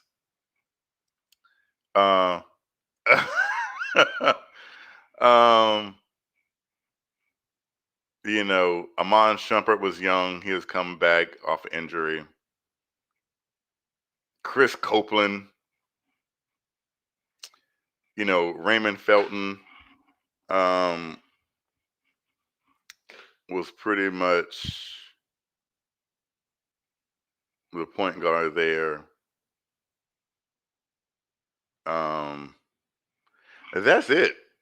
So you look back and you see all these names. You see the Jason Kidds, the Amari Stoudemires, the Kenyon Martins, Rasheed Wallaces, the Amon Shumperts, and you look back and you're like, that team was great.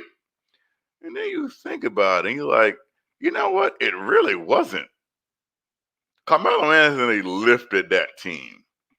No, he didn't get 12 rebounds a game and 5 assists a game and whatever. But let's not sit here and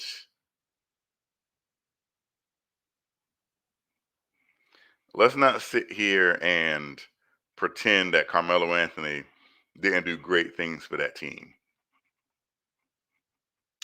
Because you sit here in the moment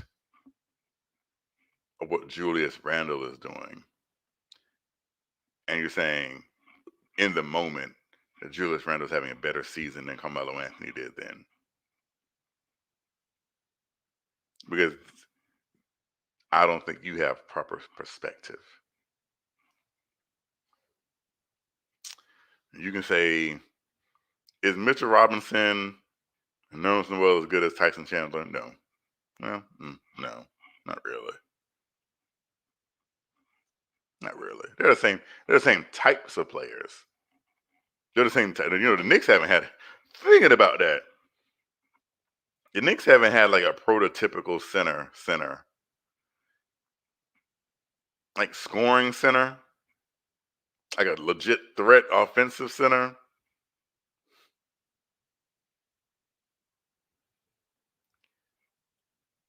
Since like Eddie Curry. Think about that for a second.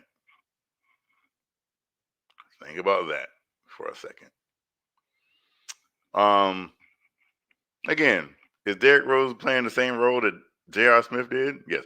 But here's the thing. I guarantee everybody's I guarantee this. If you ask yourself this, do you trust Derrick Rose more than you trust J.R. Smith? Yes. Yes, I do. Because ask yourself this, do you really trust J.R. Smith? and be honest with yourself. You know, RJ Barrett,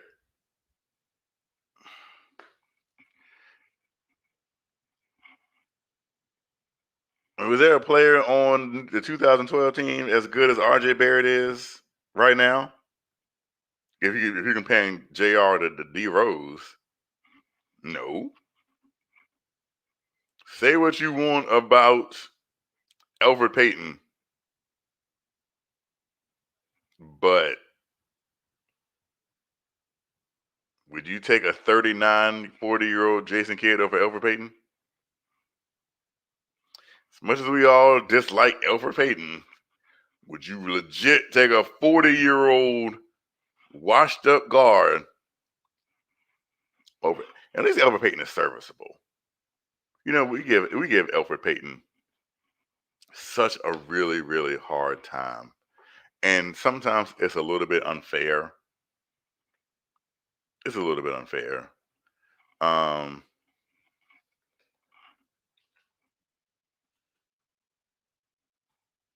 So I don't know. I can't legit sit here and say the 2012 team that won 54 games under Mike Woodson is better than this team. I can't legit sit here and say that. And so you all have to excuse me if I believe 365 days ago, everybody was calling for Julius Randle's head. And now you want to give him a max contract. And all I'm saying is there really a rush because your perspective is probably skewed? Cause let's talk about this in a nutshell. You say, oh well, if you bring in max contract players and you don't re-sign Julius Randle, what does that say? That says that's good business. Because I'd rather sign 2 max contract players to know that I already have. Because here's the thing. If I sign Julius Randle first, I can't go out and get 2 max contract players. But if I sign 2 max contract players, I can still max out Julius Randle. So how is that crazy exactly?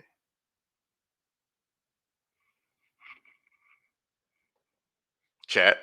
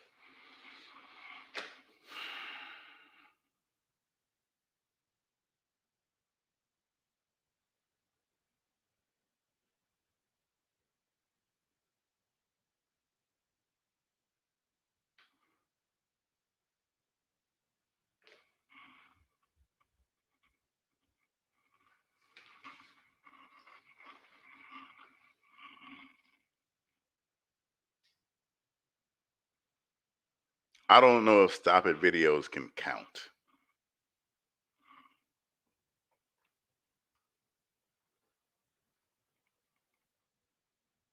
Maybe the ratio, maybe he's talking about ratios. I don't know. But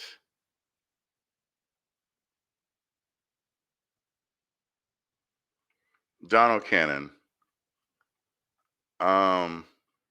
again, let me repeat this because I don't know if you all understand business. So let me break it down business-wise. And I repeat this again. If the New York Knicks sign Julius Randle to a max contract, you can no longer, under the salary cap, get 2 other max contract players. But if the New York Knicks sign 2 max contract players, then sign Julius Randle to a max, that works because you have what's called Julius Randle's bird rights. So you can sign 2 outside free agents to max contracts under the salary cap, then you can sign Julius Randle. But if you sign Julius Randle first, you can no longer, under the CBA, under the current salary cap, sign 2 max contract players. I don't know if I can break that down any more than that. Because if you don't understand that, I don't know what to tell you.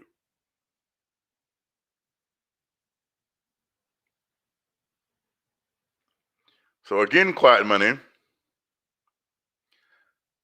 why are you trying to extend him before you sign anyone else?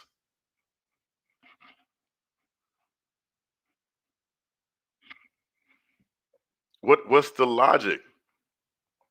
But even if you say that you don't know, you can make trades, you can do a lot of things. You bring in people with value. Like case in point, you can trade, just hype this is not saying it's going to happen. You can trade for Damian Lillard and absorb his contract and sign, just throwing it out there, not saying this is going to happen. You can then sign DeMar DeRozan, right? That'll eat up a lot of cap. I'm not saying this is going to happen. I'm just giving an example. So you'll not be under the cap anymore. But guess what? Then you can still do. Sign Julius Randle to a max contract. It doesn't matter that you do it after you bring in other people. Actually, that's the smart thing to do, is to wait to sign him after you brought in other people to help Julius more, then sign Julius to a contract extension.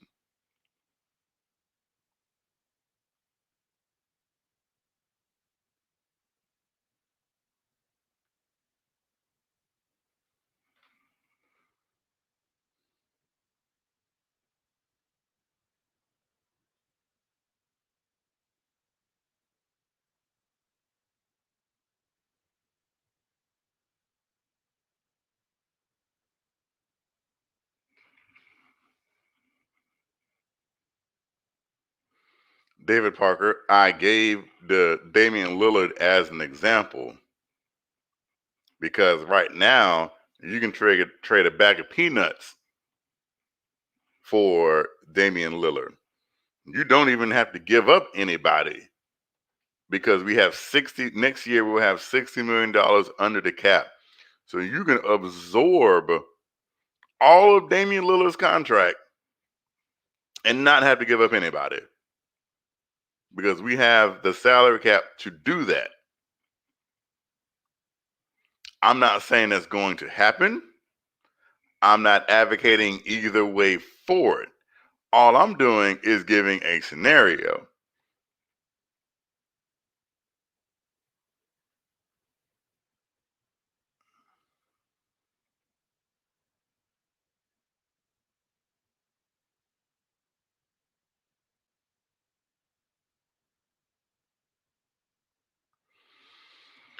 Well, the thing about, again,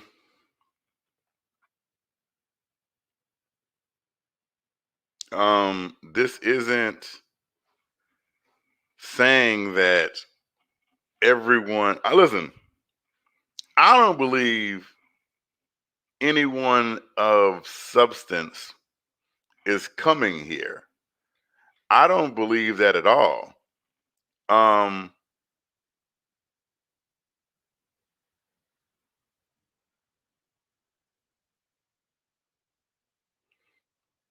all I'm saying is,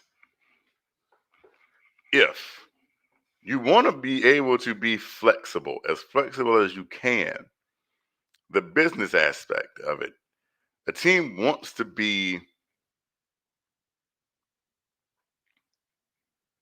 responsible.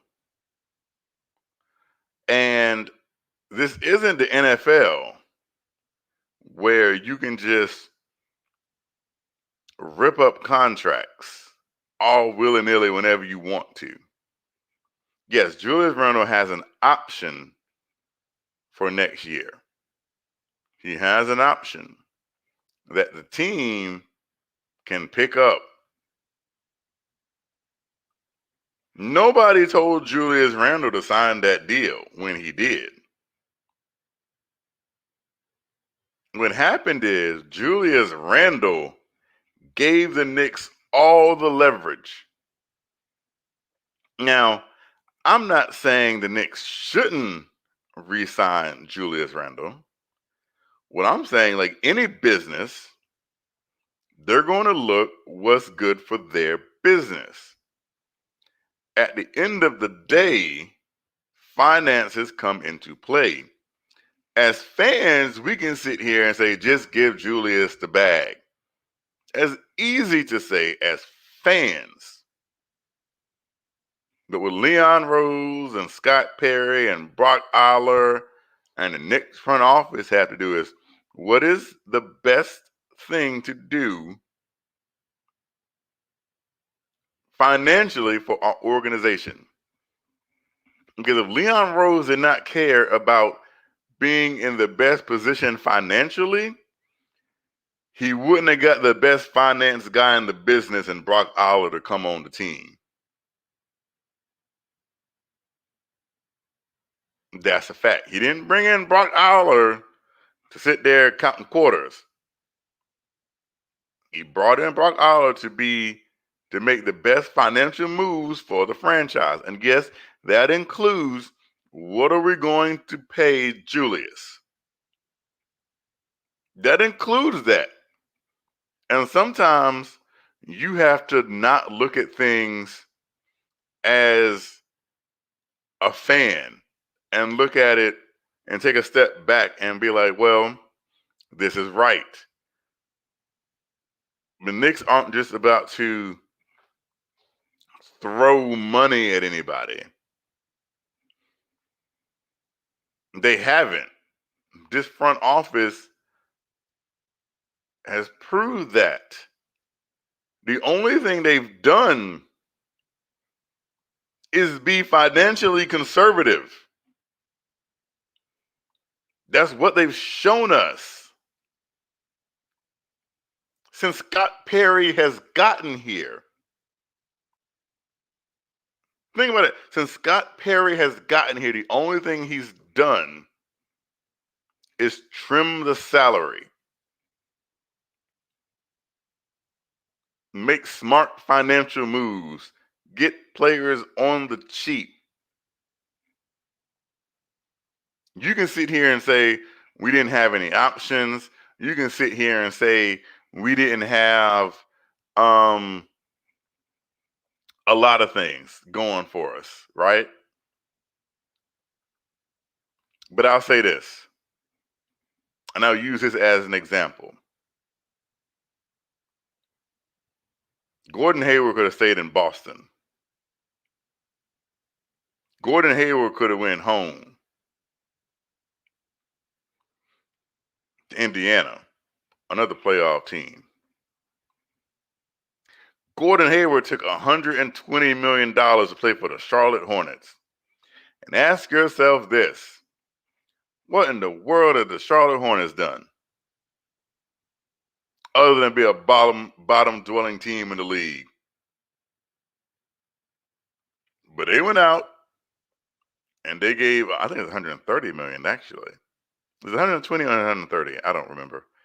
Either or, a lot of money to Gordon Hayward. And Gordon Hayward said, you know what? Maybe Charlotte ain't that bad. Maybe they ain't that bad.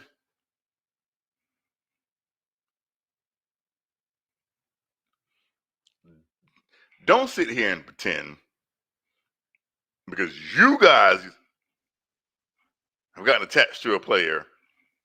Because you guys all here players say, oh, I love it here. This is where I want to be.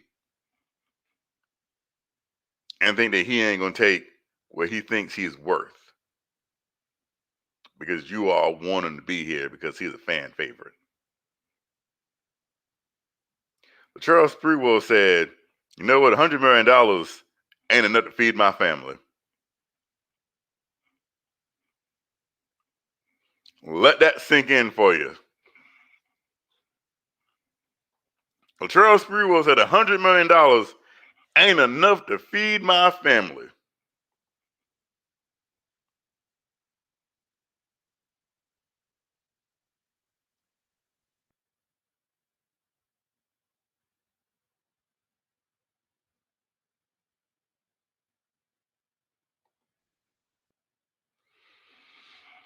All I'm doing is creating dialogue. Agree with it or disagree with it. I don't know what Uncle Freezy is, everybody. I don't know if anybody has called Uncle Freezy or what's going on. I'll give him a ring right now.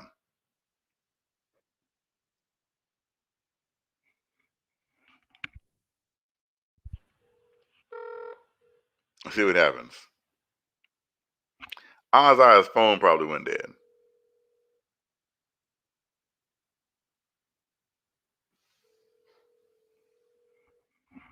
Is anyone still in the back channel? I don't know what's going on.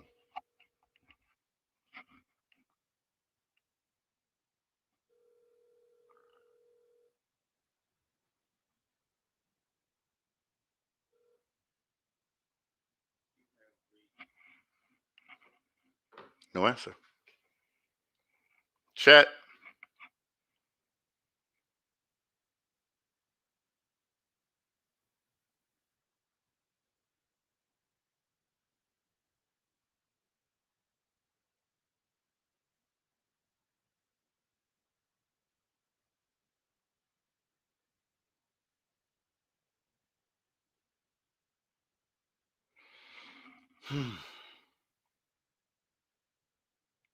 What's going on with y'all tonight?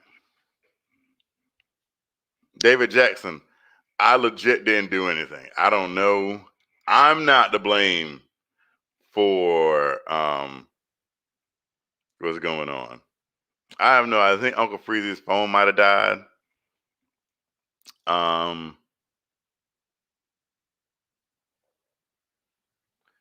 Shine Cubes. It's not. Here's the thing. When you say we, do you mean the fans or the organization? Because the organization. Here's the thing. The saddest day of my life, of my sports fandom life, the saddest day of my sports fandom life was the day the New York Knicks traded Patrick Ewing. The day we traded Patrick Ewing, I felt betrayed. I felt like the organization didn't care about the fans.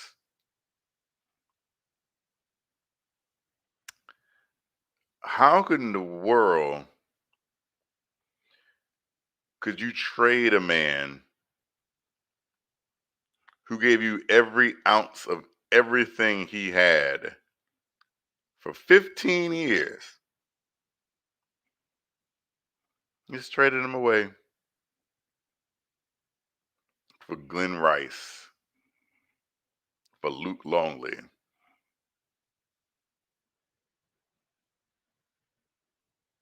The man who leads your franchise in almost every statistical category, who played through pain, Literally, when they say blood, sweat, and tears,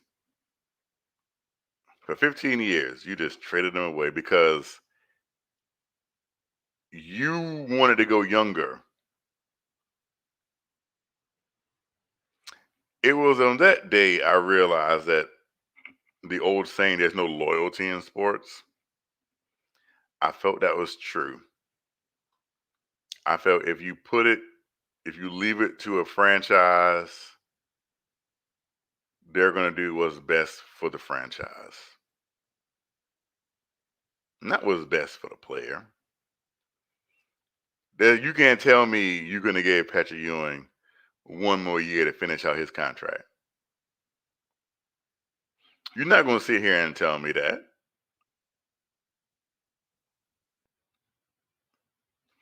You're not going to sit here and tell me Hakeem Olajuwon should have retired in a Toronto Raptors jersey.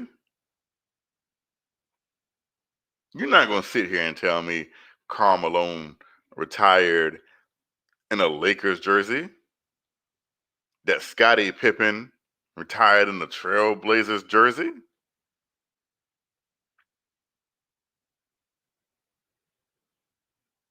And you're going to sit here and say the franchise is going to do right by its player. Let me tell you something. That very rarely ever happens. Yeah, you got your Dirks and your Duncans and your Kobe's, and there's sometimes the players like, you know what? I know that y'all want to put me out the pasture, and I'd rather go out on my own terms than what you gonna make me go out on. There's no loyalty, and that can be from the players too.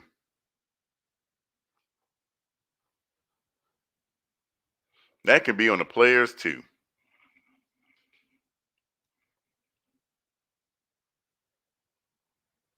You gonna sit here and you gonna tell me that Kevin Durant is loyal? Loyal to who? Kevin Durant?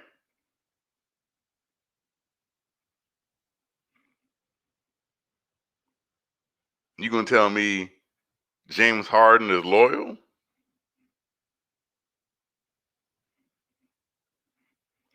So y'all go ahead and y'all live in a make-believe world like everything's just gonna work out because it just is.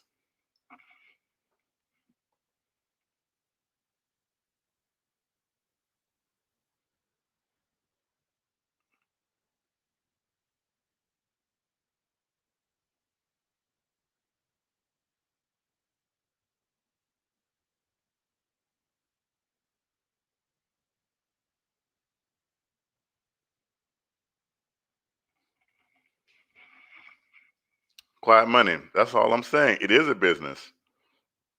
And whether Pat has something left or not, you ain't owe that man one more year.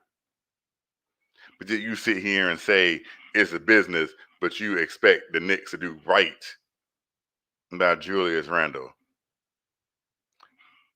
But it's a business. Which one is it?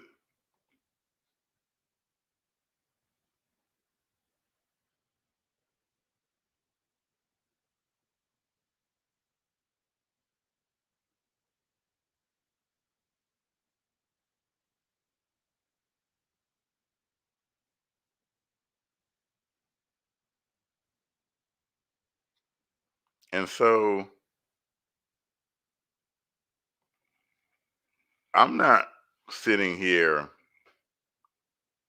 and I'm not saying, oh, this is Uncle Freezy. Hold on, everybody.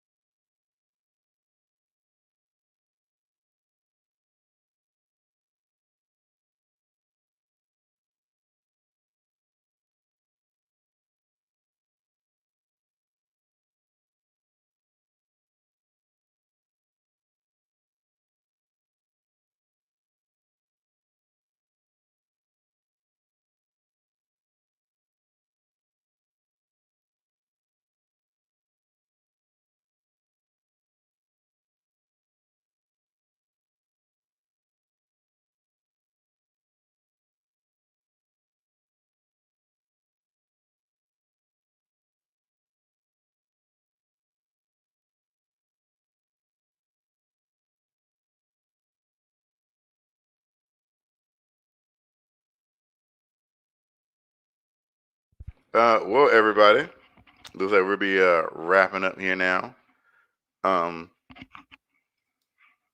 It's been a fun night. It's been an interesting night. I have literally done no work. So I'm gonna have to get caught up and everything. We have the Phoenix Suns tonight, and